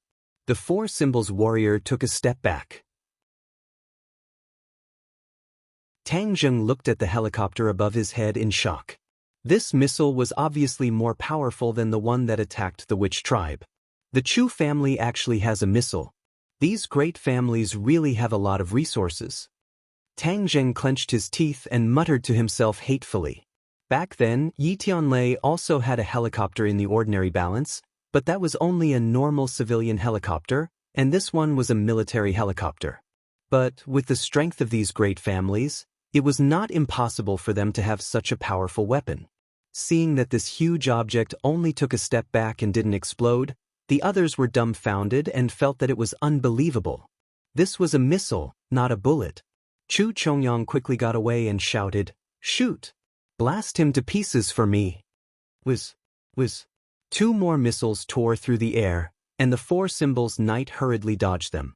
However, one of the missiles brushed past the 4 symbols knight's shoulder and hit a boulder by the side of the road. With a boom, the boulder shattered into pieces and rained down like a drizzle. However, The other one struck the four symbols venerable in the chest. With a thud, the four symbols venerable was sent flying backward, crashing into a tree on the side of the road. The tree trunk broke, and the four symbols venerable fell to one knee, barely stopping himself. Tang Jing spat out a mouthful of blood. His innate chi rolled like a surging river, causing him to feel dizzy.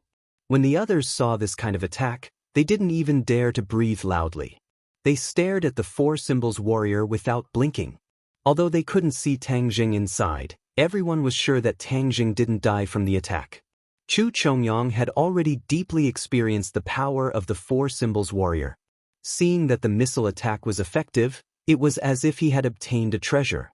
He shouted, "Continue to attack, kill him." The remaining 3 missiles on the helicopter fired one after another, heading straight for the four symbols warrior who was kneeling on one knee. Chu Mingxuan's eyes were red as he clenched his fists tightly. His nails pierced into his palms and blood flowed out, but he didn't feel it at all. He only opened his mouth and said in a low voice, "You must kill him, kill him." Tang Jing dodged. At the critical moment, Qin Batian shouted a reminder. However, it was already too late for him to save the other party. He also didn't think that his body of flesh and blood could withstand such a powerful missile. Tang Jing wiped the blood from the corner of his mouth and hurriedly circulated his energy to calm his agitated innate chi. His eyes were bloodshot as he shouted, "You want to kill me? Go to hell." His legs that were kneeling on the ground suddenly bounced up. The four symbols warrior soared into the sky and somersaulted in the air, brushing past 2 missiles. He stretched out his hand and actually grabbed one of the missiles, throwing it in the opposite direction. This missile let out a sharp whistle as it tore through the air and flew towards the helicopter. Seeing this, the pilot of the helicopter was so scared that his soul left his body. He hurriedly rose into the air to dodge, but it was already too late. The missile accurately hit the helicopter.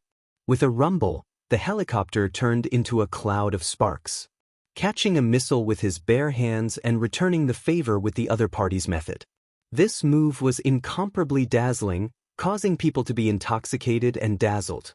In any case, the spectators on the ground were all dumbfounded, as if they had been cursed. "Run!" Chu Chongyang shouted. He made a prompt decision and turned to run like a madman. Chu Mingxian seemed to have woken up from a dream and also turned to run. "Want to run? No way!" The four symbols warrior was still in midair. With a bang, his feet landed on the ground, kicking up dust as he directly blocked Chu Chongyang's path of retreat. Chu Chongyang grimaced and shouted, "Those who block me will die." Both of his hands shot out and his 10 fingers flicked. Streams of chi accidentally shot at the four symbols warrior's chest. Tang Jing's chi and blood surged again and he spat out a mouthful of blood. Oh no, the four symbols warrior can't take it anymore. Somehow, Tang Jing actually had the illusion that he was about to fall apart. He turned pale with fright. If the four symbols warrior was really destroyed, it would be an unimaginable loss for Tang Jing. However, this was not enough to take Tang Jing's life. He immediately flew up and kicked Chu Chongyang in the stomach. Chu Chongyang flew out like a cannonball, leaving behind a red line in the sky. Tang Jing immediately drilled out of the four symbols warrior's chest and kept the four symbols warrior into his sumaru ring. After taking this kick, Chu Chongyang's injuries were not light, but he still did not dare to stay any longer. His body somersaulted in the air, stabilized his body, and then rushed into the distance. "You want to escape? Hand over your life." Tang Jing took out his heaven-shocking bow and shooting sun arrows. It was not one shooting sun arrow, but a total of 6 shooting sun arrows. This time, in order to kill his opponent, he had really put in a lot of effort.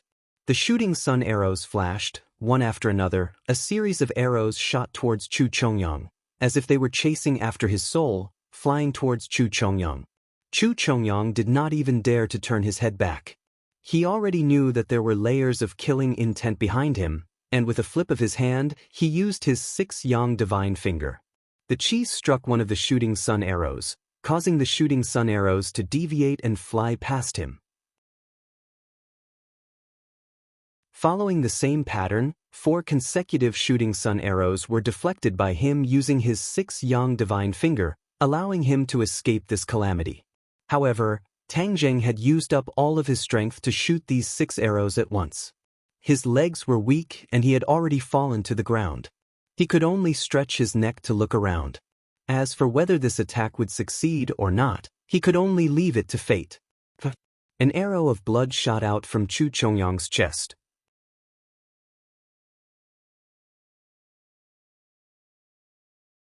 Chapter 460. Chu Chongyang was nailed to the ground, not moving at all. Blood flowed out from the wound on his chest, dyeing the ground red.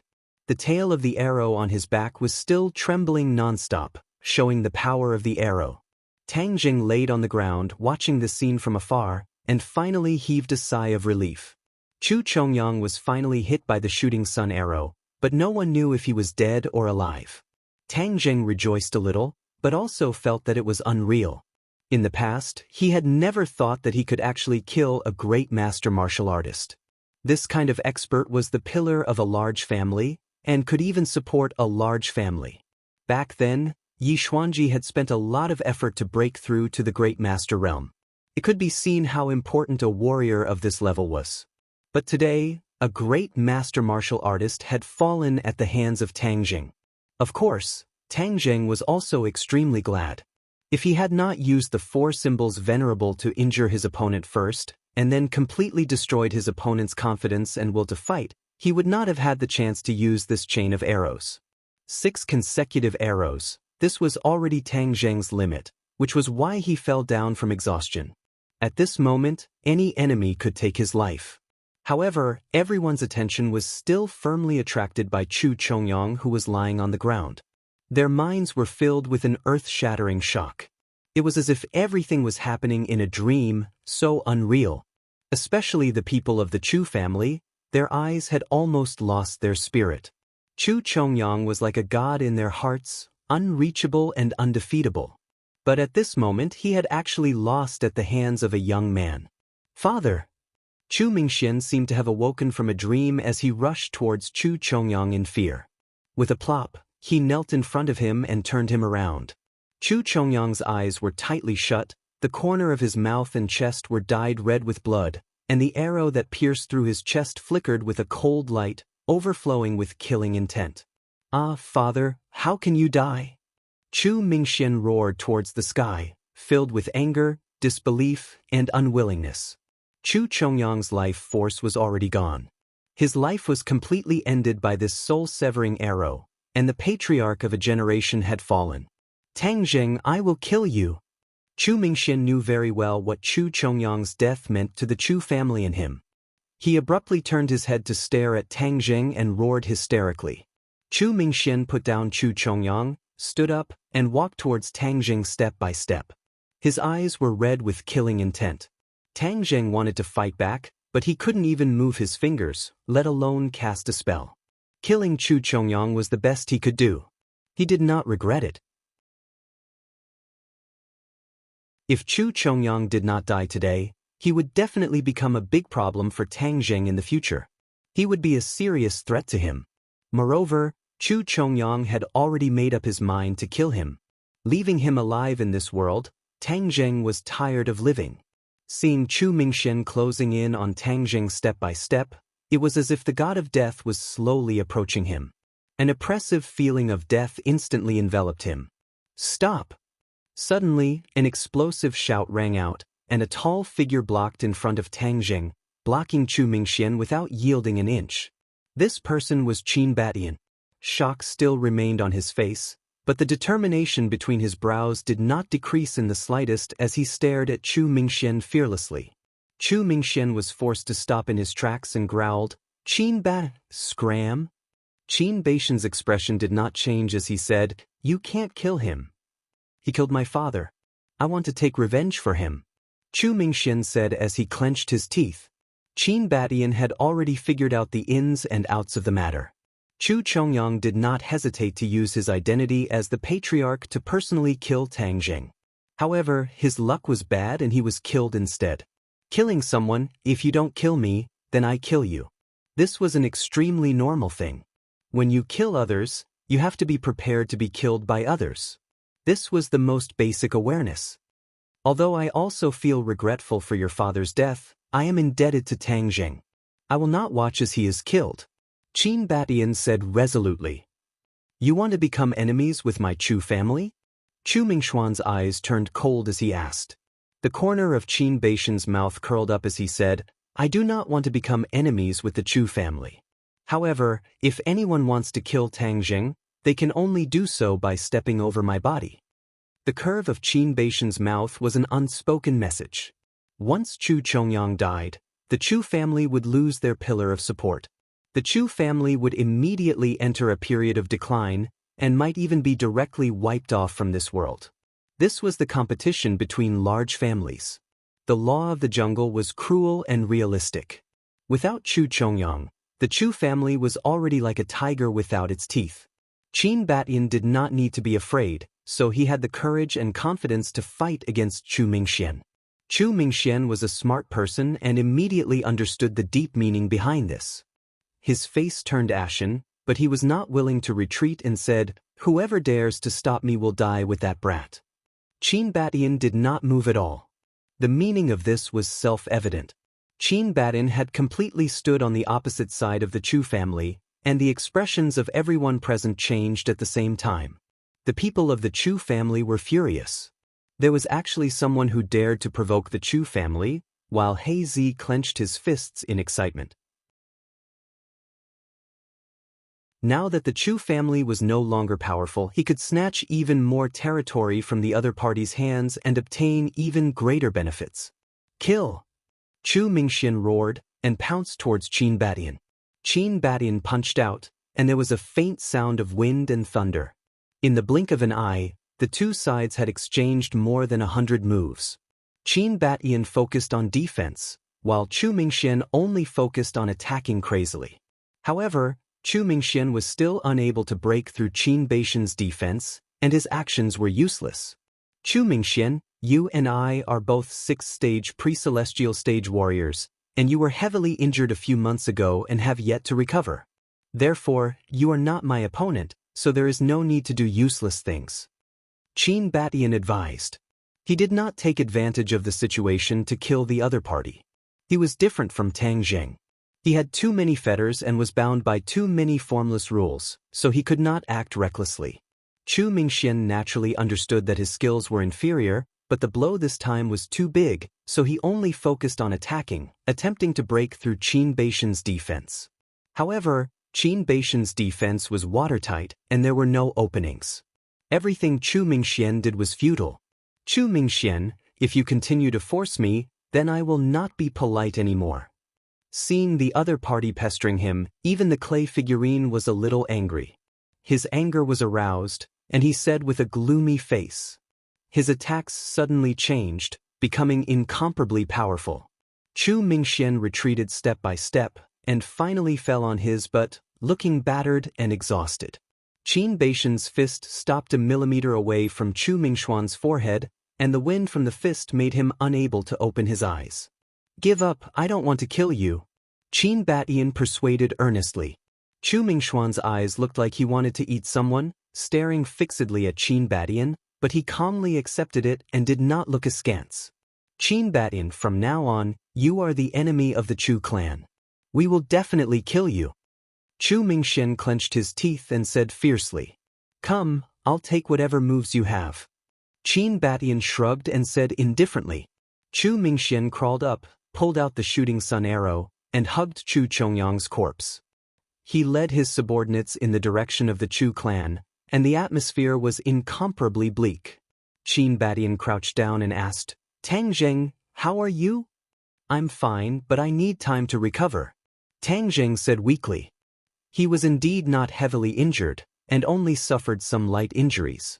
There was no danger to his life, but he still needed to rest for a few days. Qin Batian heard this and nodded, unable to conceal his shock.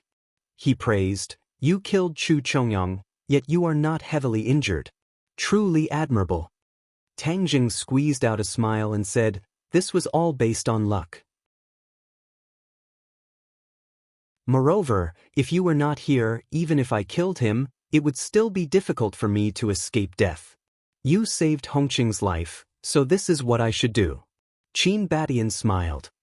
Help me put away the bow and arrows. Hey Z, quickly put it away. Qin Badian instructed. He had seen the power of the divine bow and arrows, so he naturally knew how precious they were. Hey Z hurriedly and carefully put away the bow and arrows. He held it with both hands as if he was holding a sacred object.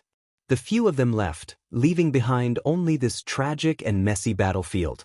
Although not many people had witnessed this life and death battle, the news of this battle was like snowflakes falling from the sky, quickly flying into the ears of those who were interested in the capital. This news caused the blood of the people involved to boil. In this world, how many people had not heard news of a martial scholar dying in battle? Most of the martial scholars died of natural causes. But today, a martial scholar had died, and he was even the head of the Chu family. These people were very clear about what this meant. Many people had already started to plan, preparing to take a bite out of the colossus that was the Chu family. This fellow had already lost his fangs, and did not pose much of a threat, so it was the best opportunity to divide and eat. The competition between the various clans and powers was extremely cruel. There was not the slightest bit of mercy to speak of. Every battle was a life and death battle. This huge scheme was immediately unfolded step by step. The various industries of the Chu family were completely attacked, and the powers that were hiding in the dark all raised their heads. In the past, they were all docile sheep, but now that they had revealed their fangs, they realized that they were all jackals, wolves, tigers, and leopards. Of course, the attention of the other main character quickly increased. Tang Zheng was originally famous in the capital's circle. Back then he had killed the pre-celestial stage expert of the Chu family, and then caused a ruckus at Yen Potion's birthday banquet. Furthermore, he had retreated unscathed, causing no one to dare underestimate him. Of course, Tang Zheng's identity as a cultivator caused him to become the focus of attention. It was just that no one expected that he would do such an earth-shattering feat in just a few days after returning to the capital, causing people to find it hard to digest. Many people's attitude towards Tang Zheng quickly changed. Those who were originally prepared to secretly deal with Tang Zheng immediately stopped and silently paid attention to Tang Zheng.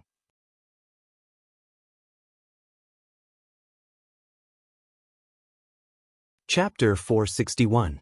Tang Zheng was brought back to Qin Baishan's residence. Li Hongqing was anxiously looking at Tang Zheng, who was lying on the bed, unable to move. She asked with concern, Tang Zheng, how did you become like this? Li Hongqing had been poisoned by the evil qi of the 1,000-year blood jade, and it was Tang Zheng who saved her life. Thus, she was extremely grateful to Tang Zheng. Tang Zheng squeezed out a smile and said, I'm fine. I'll be able to move again after a day of rest. He could already feel the true qi slowly being produced in his meridians. A day's time was enough for him to move again. Of course, to return to his peak state, there was still a period of time. Qin Badian looked at Tang Zheng with a burning gaze. He still had some lingering fear in his heart, but he was also very excited. He sighed, Tang Zheng, this time you really did something big. The sky of the capital has been completely pierced by you. The balance has also been completely broken. I think it's going to set off a big storm. He wanted to kill me. If I had let him go, there would have been no end to it. I had no choice but to kill him. Tang Zheng said. Who knows how many people in the capital want to kill Chu Chongyang? At least the people from the other three families all wanted to kill him, but no one was able to do it. Yet you were able to do it. Your name will definitely resound like thunder in the future. However, this is definitely a big problem. Who knows how many people will come to find trouble with me in the future? Tang Zheng helplessly smiled bitterly. Your identity as a cultivator means that you are destined to become the target of public criticism.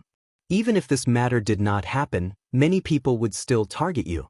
However, Chu Chongyang's death is not entirely a bad thing.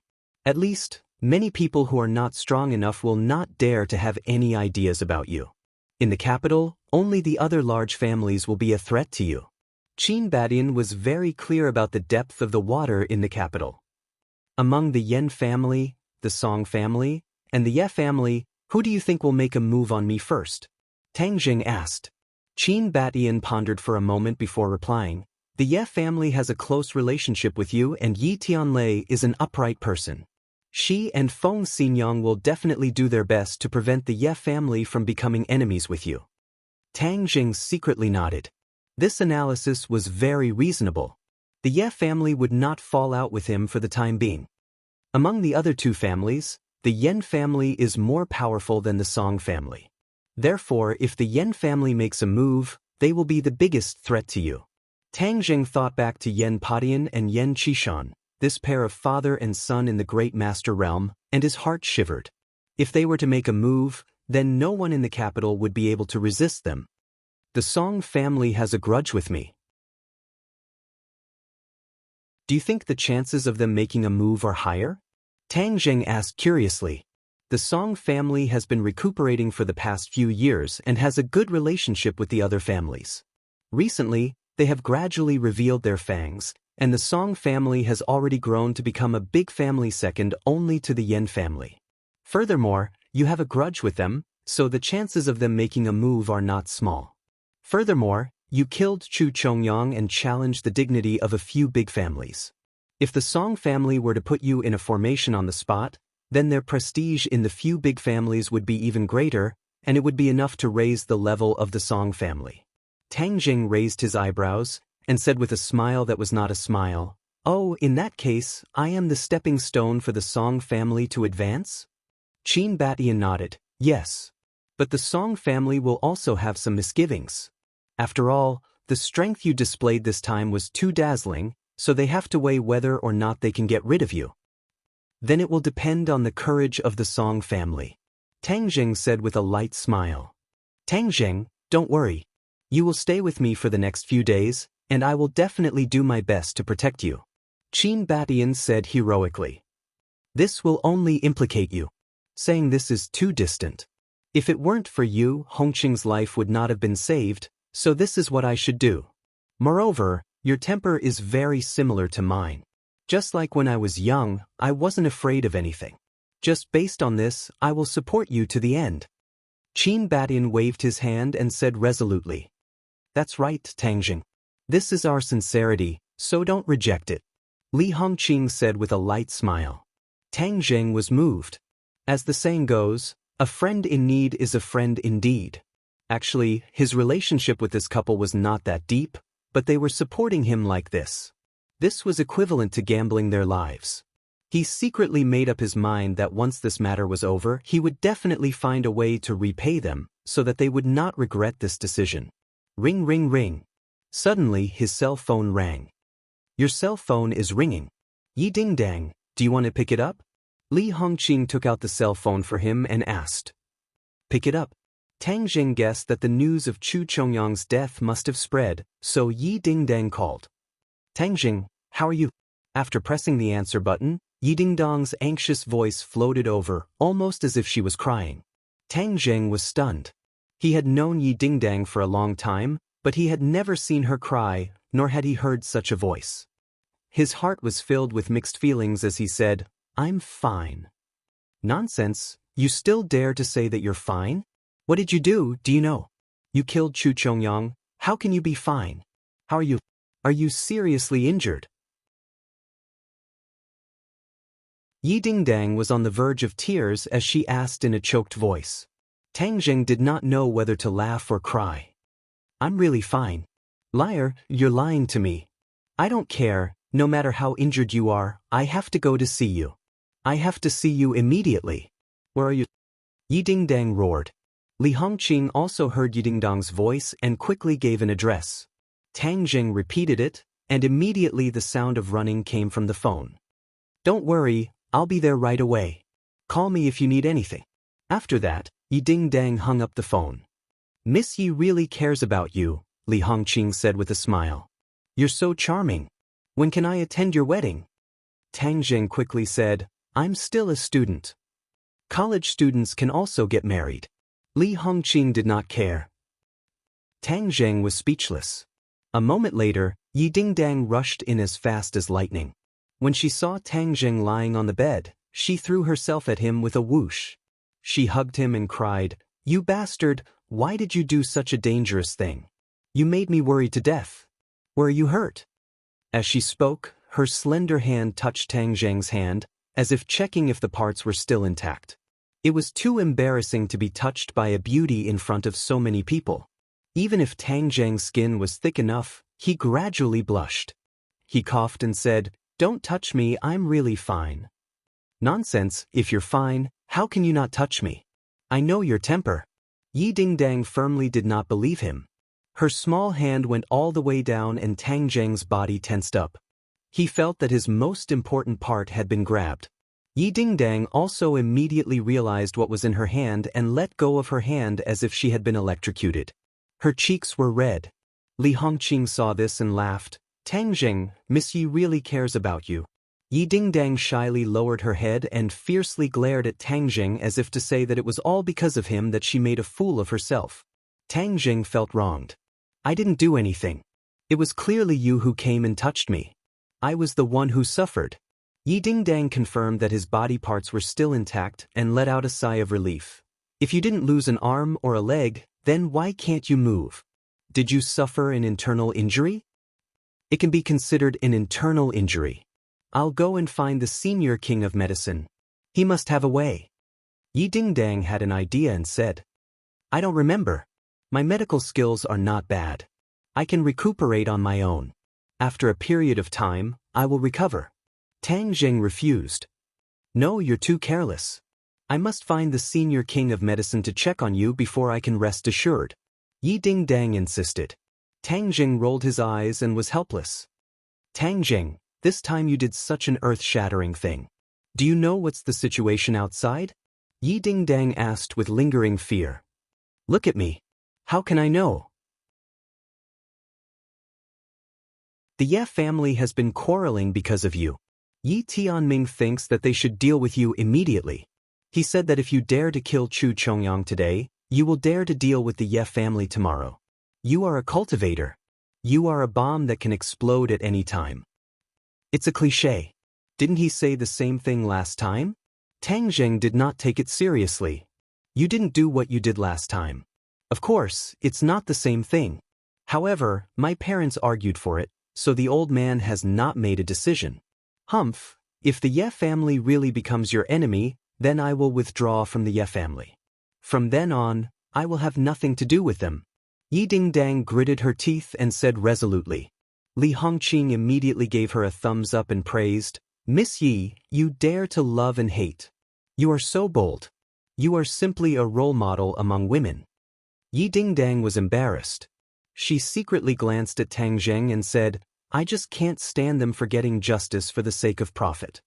After a pause, she continued, "Not only the Ye family, I heard that the Yen and Song families are also quarreling. Chu Chongyang's death is equivalent to an atomic bomb explosion. The power is too great." "Oh, so it seems that these two families will soon make a move against me? If one of them comes, I'll kill one. If two comes, I'll kill two. As long as I'm here, don't even think about harming you." Yi Dingdang said fiercely like a hen protecting its young. At this moment, the other two families were indeed very lively. The 3 generations of the Yen family were all gathered together, and even Yen Qingyi, who did not care about the affairs of the world, was present. Yen Qingyi was a monk and had always been cultivating in the Taoist temple.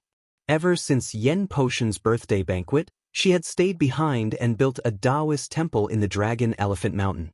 She usually cultivated here and could also accompany Yen Padian.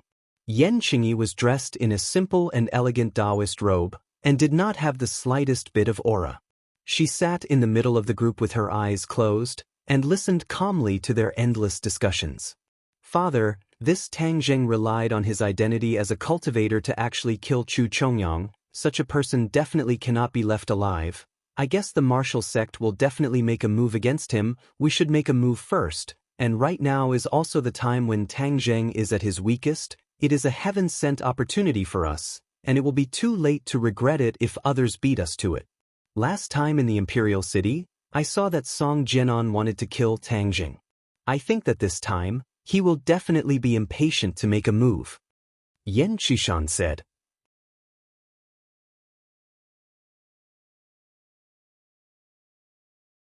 Chapter 462. Can't die, why? The others all looked at Yan Qingyi at the same time. Yan Qishan asked in surprise. Yan Qingyi's expression did not change and said calmly, because there are more important things waiting for him in the future.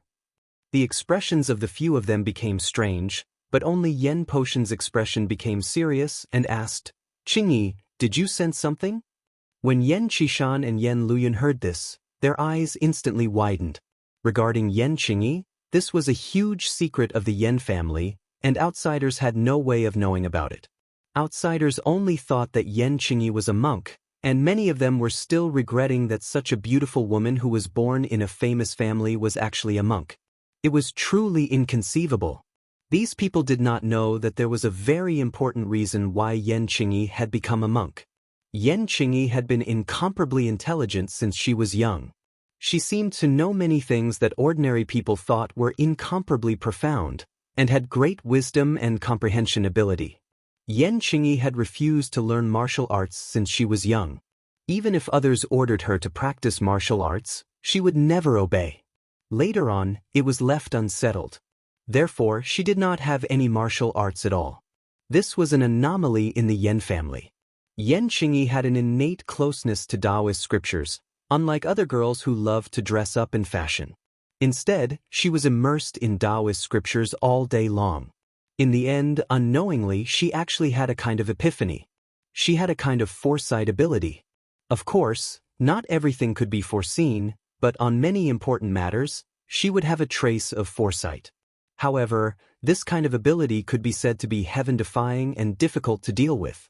It was one of the biggest secrets of the Yan family, so Yan Padian would only agree if Yan Qingyi chose to become a monk. Before Yan Potion's birthday banquet, Yan Qingyi returned to the capital and told him that there would be a change in the birthday banquet and that a person would appear out of nowhere. Later on, this matter was confirmed. The person who had appeared out of nowhere was Tang Jing. Moreover, he had soared to the heavens at the speed of a rocket. At this point, Yan Padian was even more convinced of Yan Qingyi's ability to predict the future. It was a blessing for the Yan family to have such a person, but it could also be said to be a very dangerous thing. This kind of mysterious and miraculous thing could easily make people associate it with the miraculous abilities of Xiuzhe. If a cultivator appeared in the Yan family, it would definitely not be a good thing for the Yan family. Perhaps they would meet with a calamity. Of course, if a family had someone who could predict the future, then many things could be arranged in advance. The early bird catches the worm, and this was a once-in-a-lifetime opportunity. Yan Qingyi said indifferently, there will be a great disaster for humanity in the future. Tang Zheng might be the one to turn the tide. Catastrophe? The three of them sucked in a breath of cold air at the same time. This was an important piece of news. Yan Padian asked in a deep voice, what disaster? Yan Qingyi shook his head. This is just a very vague feeling. I am not sure about the specifics for now, but this disaster concerns the life and death of millions of people. You're saying that Tang Jing will be the savior of this disaster? Yan Qishan was bewildered. No matter how he listened to it, he felt that it was like a fairy tale. Yan Qingyi nodded solemnly. Yan Luyun had a complicated expression on his face. They were both young people, but why was the difference so great? He asked, what other calamities will there be in this world? Could it be World War III? If there is a world war, what's the use of him alone? Yan Qishan scoffed, obviously not believing him. I don't know either. In short, this is a disaster that concerns the survival of humanity. This is what I sensed, so it definitely won't be wrong. Yan Qingyi was extremely confident. Yan Qishan and Yan Luyan looked at Yan Padian at the same time. His two white eyebrows knitted together, and only after a long while did he say, could it be that the survival of humanity is ultimately decided by a cultivator? Yeah, this is too unbelievable. Yan Qishan also felt that it was inconceivable. Moreover, it's impossible for the martial sect to let him go, right? Can he live until then? Yan Qingyi stopped talking and closed her eyes again. Perhaps she was too lazy to explain. Yan Padian did not force him, but his eyes kept changing and said, Qingyi, in the future, will this world no longer be dominated by martial artists? When Yan Qishan and Yan Luyan heard this question, their expressions suddenly changed, as if they had seen a ghost. Their eyes revealed shock, and Yan Qishan could not help but exclaim, "How is this possible?" Yan Qingyi still had her eyes closed and did not reply. Yan Patian understood clearly. This was because she did not know the answer to this question. The ability to predict the future was not enough to know everything. Many things were just a trace of comprehension, a flash of inspiration. Yan Qishan shook his head. Impossible. Although a few cultivator experts have appeared, they can't mess up the overall situation. How can they make the martial artists lose their position as the ruler? Although Yan Luyan was the head of the 4 young masters of the capital, these things had completely exceeded his imagination, causing him to feel that his brain was not enough. Thus, the cultivator returns. Yan Panin was silent for a long time and said hesitantly, "The cultivator has returned." The others cried out in alarm, and even Yan Qingyi's eyelids twitched a few times. Could it be that this world is really going to be in chaos? No one could answer Yan Qishan's question. "Grandfather, what should we do now?" Yan Luyan asked. Yan Patian stared deeply at his descendant and said, "Regardless of whether or not the cultivator has returned, since Tang Zheng is going to play such a big role in the future, then the status of cultivators will definitely increase in the future, and with regards to Tang Zheng, the future savior, we have to rope him in even more. This will be of great benefit to us and the Yan family." The few of them nodded. If the future was really as Yan Qingyi had foreseen, this was indeed a good way to seize the initiative. If the Ye family and Tang Zheng cut off their relationship, wouldn't that be letting the cooked duck fly away? Yan Luyun said with some amusement. Yan Patian curled his lips and said disdainfully, "Don't think that just because Yi Xuanji broke through to the Grandmaster stage, he became so powerful. Back then, why was he unable to break through? This was related to his breadth of mind and vision, and his vision was only that big. He only focused on the present and could not see the future. Then this time, our Yan family has taken the initiative. Wouldn't that be a huge advantage?" Yan Luyun said happily. Yan Qishan shook his head. "Luyun, don't just look at the opportunity. This is opportunity and danger coexisting. At this moment, everyone is treating Tang Zheng as the target of public criticism, but the Yan family is on good terms with him. Do you know what this means?"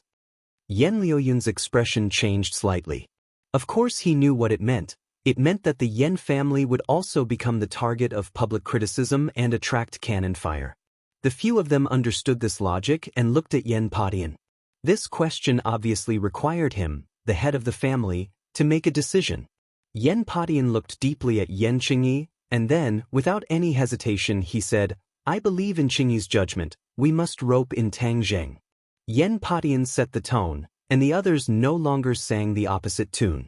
Even if Yan Qishan still had reservations about Tang Zheng, he did not refute him. Yan Luyun asked, "Grandfather, this time, Tang Zheng killed Chu Chongyang, and will definitely cause a crazy counterattack. What should we do?"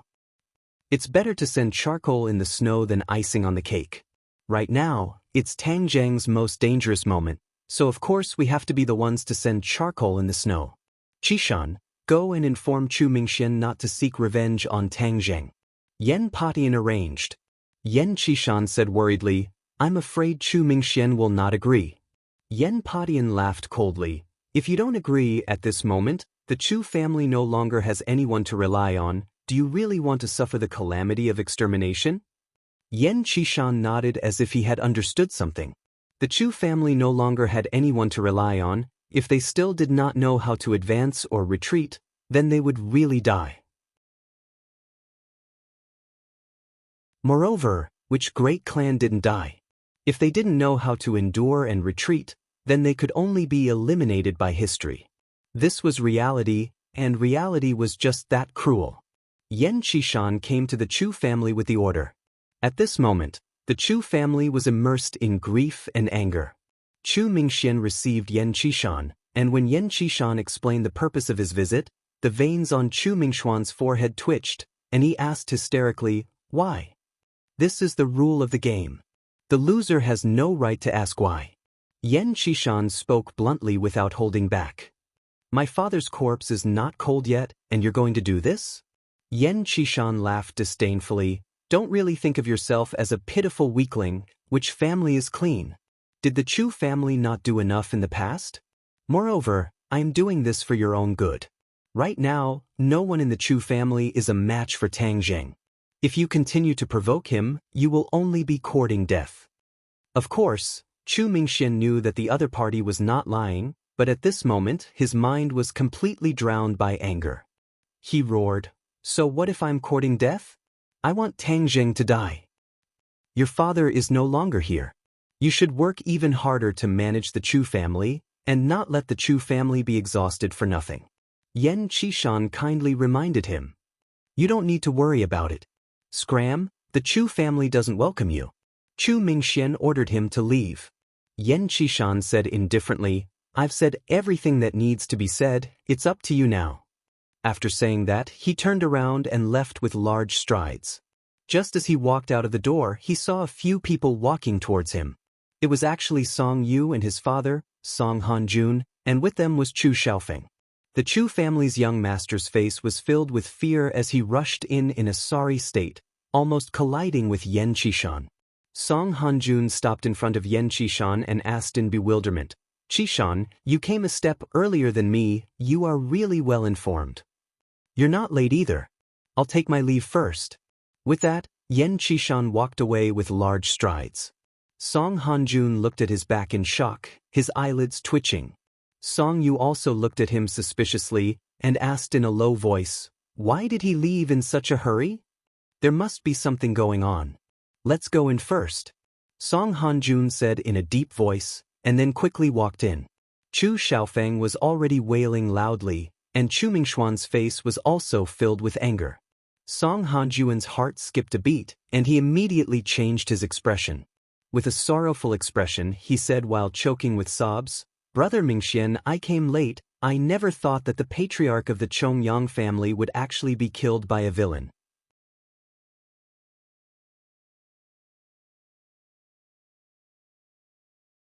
Chapter 463. Hearing that, Chu Mingxian cupped his hands and said, "Thank you, Hanjun, for taking the time to come here. Unlike some people who saw that my father was in trouble, they came here to bully others." Song Hanjuan's eyebrows twitched, as if he had understood something. Could it be that Mingxian is talking about the Yan Qishan who just left? Chu Mingxian snorted angrily. Other than him, who else can it be? Yan family really thinks that they are the number one in the capital, and do not put anyone else in their eyes at all. In the past, the Yan family was powerful, and the Chu family relied on the Yan family. Later on, because of what happened at the birthday banquet, the two families developed a grudge, and the estrangement grew larger and larger. This time, the Yan family's decision had finally caused the two families to fall out, and Chu Mingxian finally had nothing to worry about. Hearing that, Song Hanjuan's heart trembled. He did not understand why the Yan family would make such a decision. Right now should be the best time to rope in the Chu family, or even annex the Chu family, but the Yan family did the opposite. Song Hanjun could not figure it out for the time being, but this did not stop him from being overjoyed. Since the Yan family had given up on this fat meat, the Song family had no reason to refuse. In these past few years, the Song family had worked hard and looked harmless, but in fact, they were secretly accumulating power, and their strength had already increased by a leap. If they could take advantage of this opportunity to annex the Chu family, it would be like adding wings to a tiger, and they could even stand on equal footing with the Yan family. Tianxing Song family, I really came to the right place this time. Song Hanjun was secretly happy in his heart, but he put on an expression of righteous indignation and shouted angrily, "How preposterous! We are all great families in the capital, so we should be on the same side. Yan family actually took advantage of this opportunity to bully others. It is truly despicable." Not only is the Yan family bullying others, they are also supporting that brat Tang Jing. Who is that brat? He is a cultivator. I think the Yan family is preparing to become enemies with all the warriors in the world. Chu Mingxian gritted his teeth and said.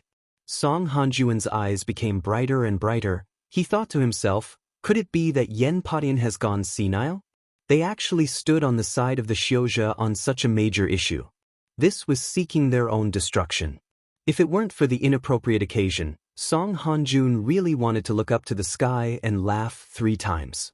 If this wasn't the heavens helping the Song family, then what was? Song Yu, on the other hand, was not so excited. Instead, she frowned and looked at her father, deep in thought. Mingxian, the Yen family is so perverse. It will definitely arouse public anger. You don't need to care about their attitude. This time, the head of the Chongyang family was killed by Tang Jing. What are you going to do? Song Han-jun asked. Revenge, a debt of blood must be paid in blood.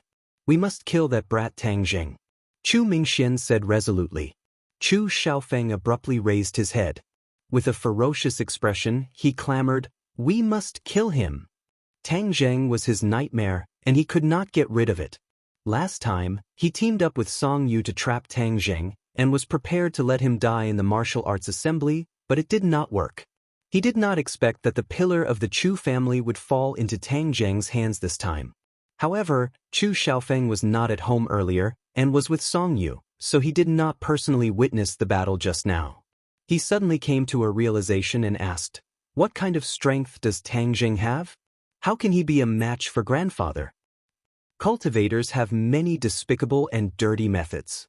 The old man only lost his life after falling into his scheme. Chu Mingxian said hatefully, but did not tell the truth. Regarding the specific details of the battle, Chu Mingxian had already issued a gag order, and no one present was allowed to mention it to outsiders.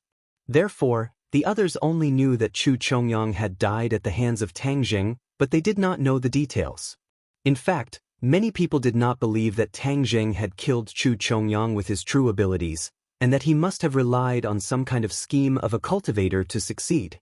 Although they were afraid of Tang Jing's methods, no one would compare Tang Jing's cultivation to a great master. At least, that was what Song Han-jun thought in his heart. Then there's no time to lose. Mingxian should take advantage of the opportunity to pursue and kill him, and use that brat's head as a sacrifice to the Chongyang family patriarch. Song Han-jun instigated. Chu Mingxian blinked his eyes as if he was moved. He wanted to take advantage of the opportunity to chase after him. Moreover, Tang Jing was injured and could not move, so this was the best opportunity. However, he was not Qin Baishan's opponent for the time being, so he would not be able to gain any benefits from it. Song Han-jun saw through the clues and asked, Mingxian, could it be that there is something that is hard to say? Chu Mingxian already understood that without the help of the Yen family, he should get closer to the big tree that was the Song family. He might as well not hide it anymore, and said with righteous indignation, To be honest, ever since I was injured at Yen Potion's birthday banquet, I have yet to recover, and right now, Tang Jing is under Qin Baishan's protection, so I can't kill him. Qin Batin. Song Han-jun frowned. He actually got involved. He really doesn't know what's good for him. For Qin Batian to be able to gain a foothold in the capital, he naturally had his own abilities.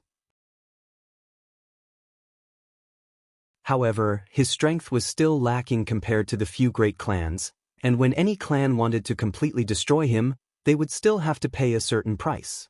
Therefore, he had survived between the cracks of the few great clans. Although it was difficult, it could still be considered a type of ability. Of course, Song Han-jun knew Qin Baishan's abilities, but he did not really care. With regards to the big plan of annexing the Chu family, if Qin Batian did not know what was good for him and became the tiger that stood in the way, Song Han-jun did not mind getting rid of Qin Batian earlier. Therefore, Song Han-jun said without hesitation, Mingxian, a single Qin Batian is not worth mentioning. Now that you are injured and have such a big family to work hard for, you can leave this matter to me. It can be considered as me doing something for the Chongyang family head. Chu Mingxian was so grateful that he cupped his fists and said, Hardships reveal one's heart. Han-jun, you are the great benefactor of our Chu family. Song Han-jun smiled modestly, but a trace of complacency flashed past his eyes. He thought to himself, I am your benefactor now, and in the future, I will be your master, ha. Song Han-jun was swift and decisive, and immediately expressed that he wanted to leave and kill Tang Jing. Chu Xiaofeng volunteered and shouted, I'll go too. I want to kill that brat with my own hands. Back then I didn't kill him and I regret it. This time, I definitely can't let that brat live. After he finished speaking, his eyes flickered with flames of hatred, and his expression was sinister and terrifying. All right, Xiaofeng, you go together.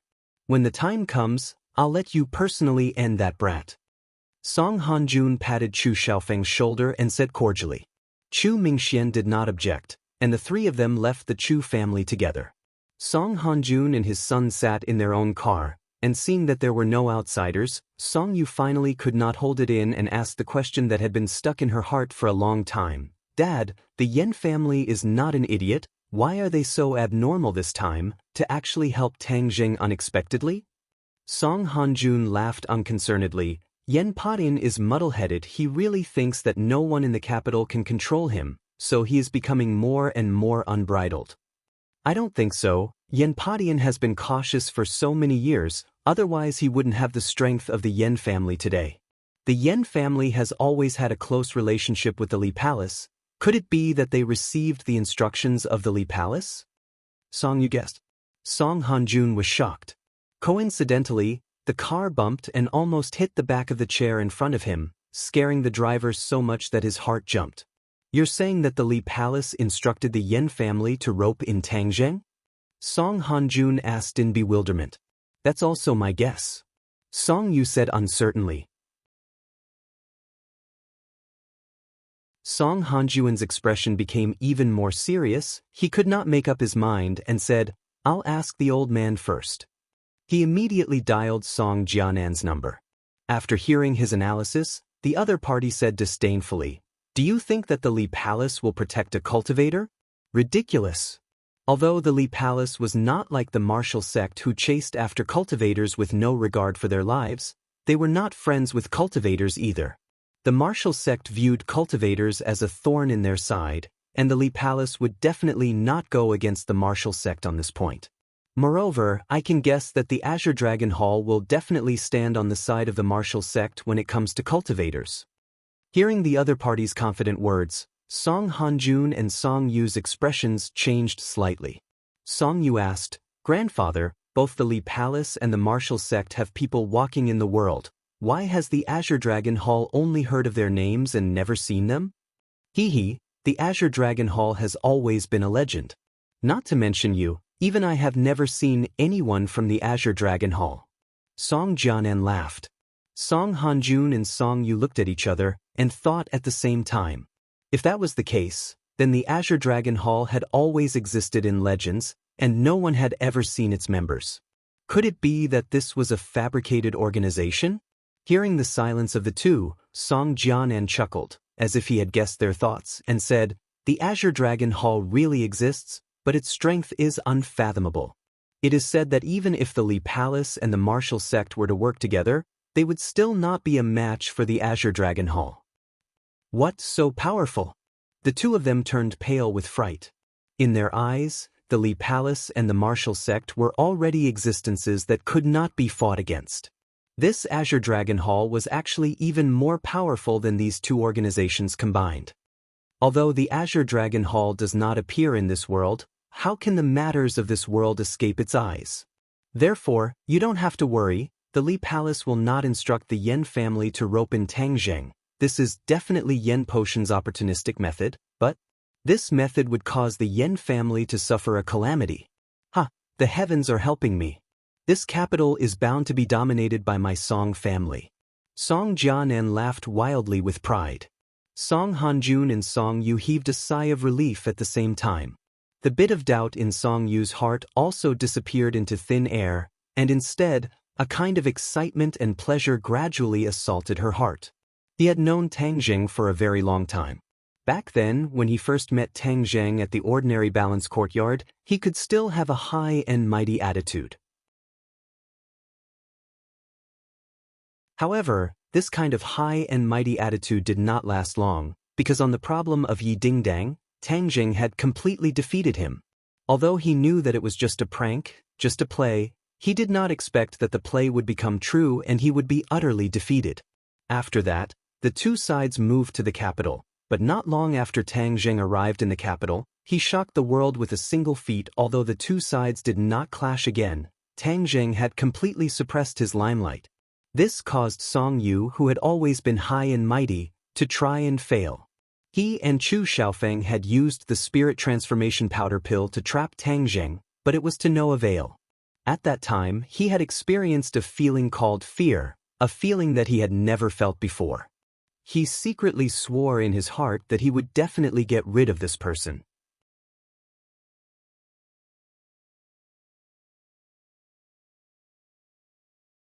Chapter 464. As night fell, Tang Jing lay alone on his bed, looking out the window at the sky. The sky was very dark and the haze was very thick. It seemed like it was going to rain, washing away the haze that made it difficult to breathe. Tang Jing stayed at Qin Beishan's house to recuperate. His limbs had already regained the ability to move, but his internal energy had not yet recovered. He could be considered to be powerless. His body was empty and his qi was as weak as a wisp of smoke. A martial scholar is really not that easy to kill. I almost lost my life. He sighed inwardly. Are you asleep? A weak voice came from next door. This was Yi Dingdong's voice. She had stubbornly stayed and turned off her phone, not letting anyone in the house find her. I'm asleep. Tang Jing said. You're still promising me after sleeping. You never say a proper word all day. Yi Dingdang ridiculed. Yes, that's my temper. It seems like I won't be able to change it in this lifetime. It's not too late for you to regret leaving. I said that I would protect you. How could I leave? No matter who it is, I'll kill one if one comes, I'll kill two if two come. Yi Dingdang said righteously. Tang Jing's lips curled into a smile. To have such a close female friend was undoubtedly one of life's greatest blessings. He did not know what he had done to deserve this. Go to sleep. You're a good student, so you can't skip class like me. Tang Jing advised. I won't leave until you're well. It's almost time for the final exams. I'm not afraid. Don't think that you're the only smart one. I'm not stupid either. Yi Dingdang said proudly. Then let's have a bet on whose final exam score is higher. Yi Dingdang angrily said, I won't bet with you. I've bet with you so many times before and lost every time. I won't be fooled again. Thinking about their previous bet, the two of them could not help but smile. A loud noise rang out. It was particularly sudden and ear-piercing in the silent night. Tang Jing immediately sat up and exclaimed, Something's wrong. The door was suddenly pushed open and a graceful figure stood in front of Tang Jing to protect him. Yi Dingdang cautiously said, Someone broke in. I heard it. It's in the front yard. Tang Jing said with a solemn expression, It's not even night yet, and you can't wait to kill me already? Don't worry, I'm here. Yi Dingdang patted her chest and said fearlessly. Tang Jing smiled knowingly. Then I'll leave my life in your hands. Yi Dingdang heard this and her eyes widened. Her confidence soared as she excitedly said, Don't worry, with this heroine here, I won't let anyone take advantage of you. Tang Jing smiled as he looked at her. He found that he seemed to have returned to the time when he was ordinary balance. Ever since he came to Beijing, there were too many strong local tyrants. Yi Dingdang also seemed to be a lot more reserved. But at this moment, her confidence made people's eyes light up. Although this kind of confidence was a bit overestimating one's abilities, Tang Jing felt that he liked it very much. A warm current flowed through his body. Not long after, there was the sound of fierce fighting in the front yard. Just by listening to the sound, one could tell how dangerous this battle was. It's an expert. Tang Jing's expression became serious. How high of an expert? Yi Dingdang asked in confusion. An expert higher than you. Yi Dingdang's face revealed a difficult expression. But she immediately calmed down and said, So what if it's an expert? This heroine will still cut him down with my sword. With a schwa sound, she pulled out a cold glinting sword from somewhere. The sword was still trembling. You know swordsmanship? Tang Jing asked in astonishment. He had never seen her use a sword before. Yi Dingdang's face turned red as she said, Before I left, I took a sword from home. Tang Jing smiled. The meaning of these words was obvious. Although Yi Dingdang was already a prenatal martial artist, he really didn't know any swordsmanship. If I had a suitable swordsmanship, I could teach it to her. But the heaven-flying immortal swordsmanship doesn't suit her. Tang Jing said regretfully. As soon as this thought appeared, a set of swordsmanship appeared in his mind. Tang Jing was shocked. He couldn't help but cry out, "Wind-chasing swordsmanship." Wind-chasing swordsmanship? What kind of swordsmanship is this? Yi Dingdang curiously asked when she heard this. But she discovered that Tang Jing's eyes were staring in front of him as if he was stunned. She quickly waved her hand in front of his eyes and called out, "Hey, what's wrong with you? Don't scare me." Tang Jing regained his calm. It was clear that this set of wind-chasing swordsmanship was related to Qi Yu's heart. Maybe it was that thought from before that touched Qi Yu's heart, so this set of swordsmanship appeared out of nowhere. He knocked away her hand and said, "I have a set of swordsmanship called wind-chasing swordsmanship. It is very suitable for you."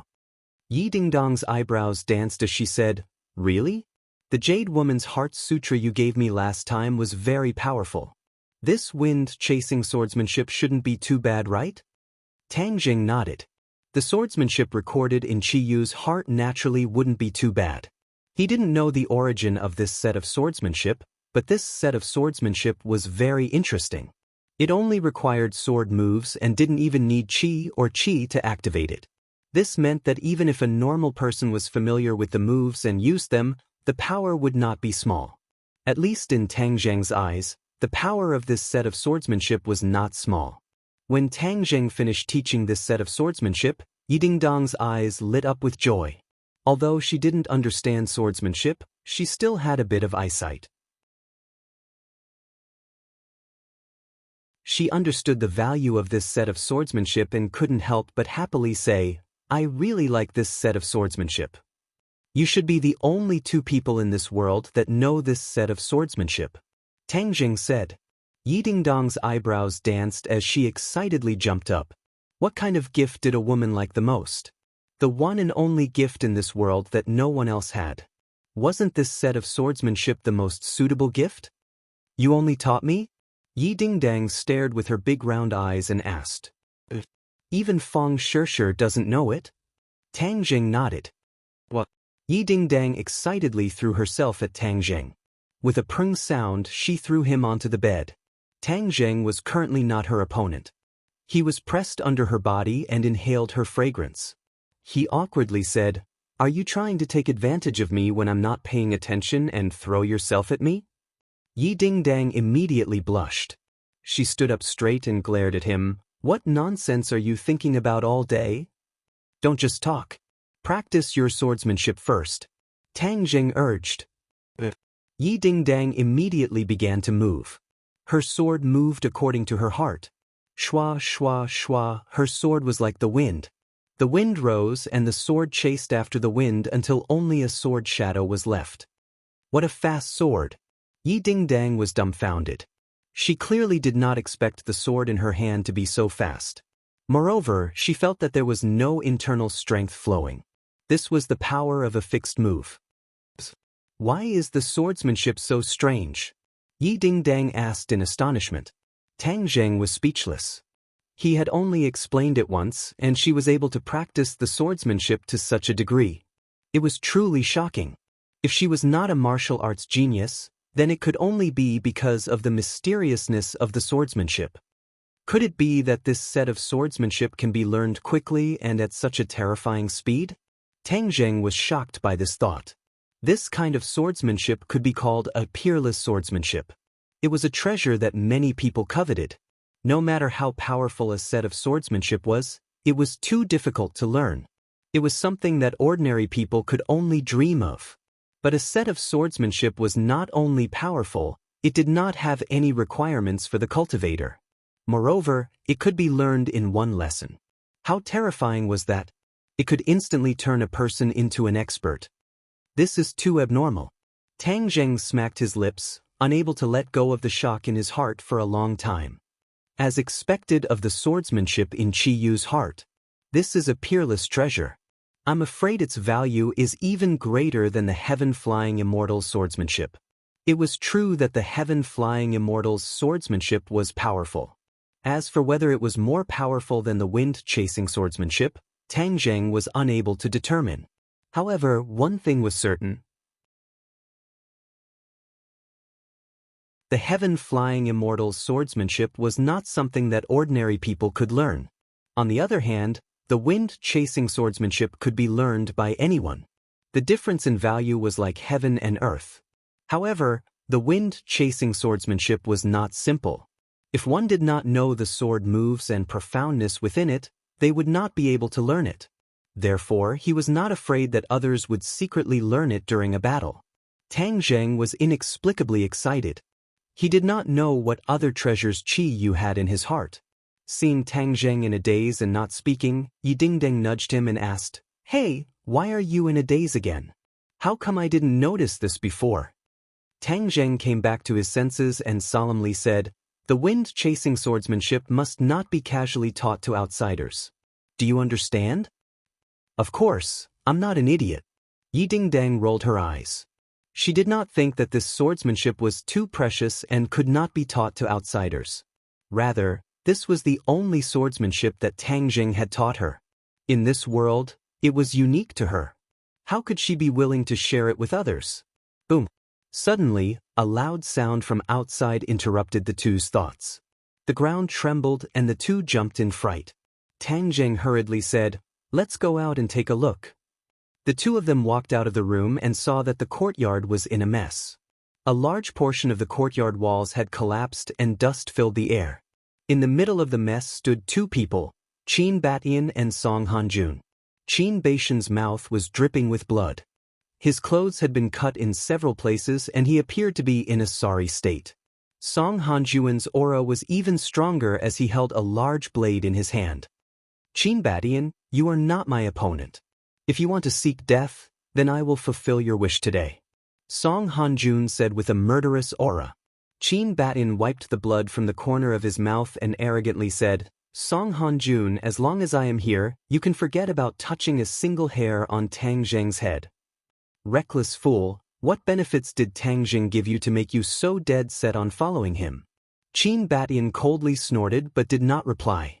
Song Hanjun was preparing to make another move when he saw Tang Zheng standing at the entrance from the corner of his eyes. His eyes narrowed as he roared with killing intent, "Tang Zheng, quickly come and accept your death." "Tang Zheng, leave quickly. I will block him first." Qin Batian leaped, blocking Song Hanjuan's path as he shouted.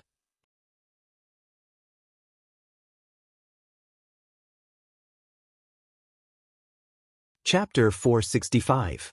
Song Hanjun made a feint and dodged Qin Baishan's attack as the cold glint of the blade in his hand shot towards Tang Zheng. Qin Batian turned pale with fright as he hurriedly shouted for him to stop, but it was already too late. Song Hanjuan's move was a killing move, and if it hit Tang Zheng, even if he didn't die, he would be heavily injured. Song Hanjun was determined to win. With Tang Zheng's current physique, there was no way for him to dodge and he could only watch as the large blade slashed towards him. Shwa! A ray of sword light rose from his side and met the blade of the saber. It was fast and accurate and tapped on the body of the saber. A burst of skillful power suddenly erupted, and the saber was deflected to the side, missing the target. Song Hanjun was shocked as he didn't expect that this sure kill attack would actually miss because of Yi Dingdong's obstruction. Qin Batian rejoiced as he leapt in front of Tang Zheng to protect him, glaring at Song Hanjun like a tiger eyeing its prey. Song Hanjun ignored him as he stared at Yi Dingdeng and said, "Yi Dingdeng, could it be that you also want to be my enemy and the Song family's enemy?"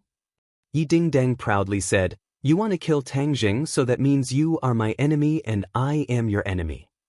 Hang, don't think that just because you are Yi Tianlei's daughter that I won't dare to touch you. Yi Tianlei is only a first-grade Xiantian realm cultivator and is weak by himself.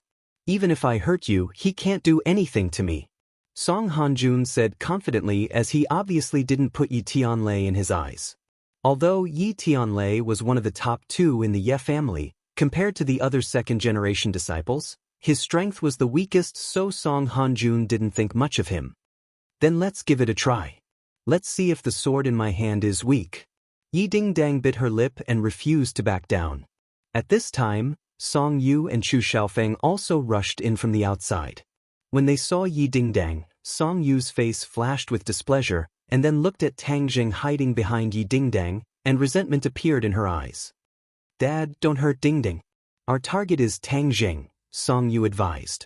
Song Hanjun looked at his son meaningfully and said, I cannot hurt her, but she must immediately scram away from me, otherwise the blade in my hand will not recognize her.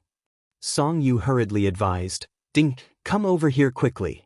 Tang Jing is a cultivator, not a kind person. He's not like us. Don't be fooled by him. Yi Dingdang didn't appreciate it at all and coldly said, Kind people? Humph, I think you're not kind people. If you want to stand up for the Song family, then you must first defeat the sword in my hand. You don't know the immensity of heaven and earth. Song Hanjun said disdainfully. Seeing that he was about to attack, Song Yu advised again, Dingding, you've been deceived by Tang Jing. He's our public enemy. There's no benefit in being with him. There's no benefit in being with you. Besides, Song Yu, I have nothing to do with you. I don't need you to persuade me. Yi Dingdang didn't appreciate it at all. She was already annoyed with the other party, so at this moment, she naturally didn't have a good expression. Chu Xiaofeng coldly watched from the sidelines. His face was filled with resentment. He coldly snorted and said, Young Master Song really has tender feelings for the fairer sex. What's the use of having this kind of blind and stupid woman? It's better to kill them both. Song Yu was extremely disappointed. At the beginning, he had an indifferent attitude towards Yi Dingdang. But after his repeated failures, his interest towards Yi Dingdang grew. In the end, he made up his mind to take her for himself.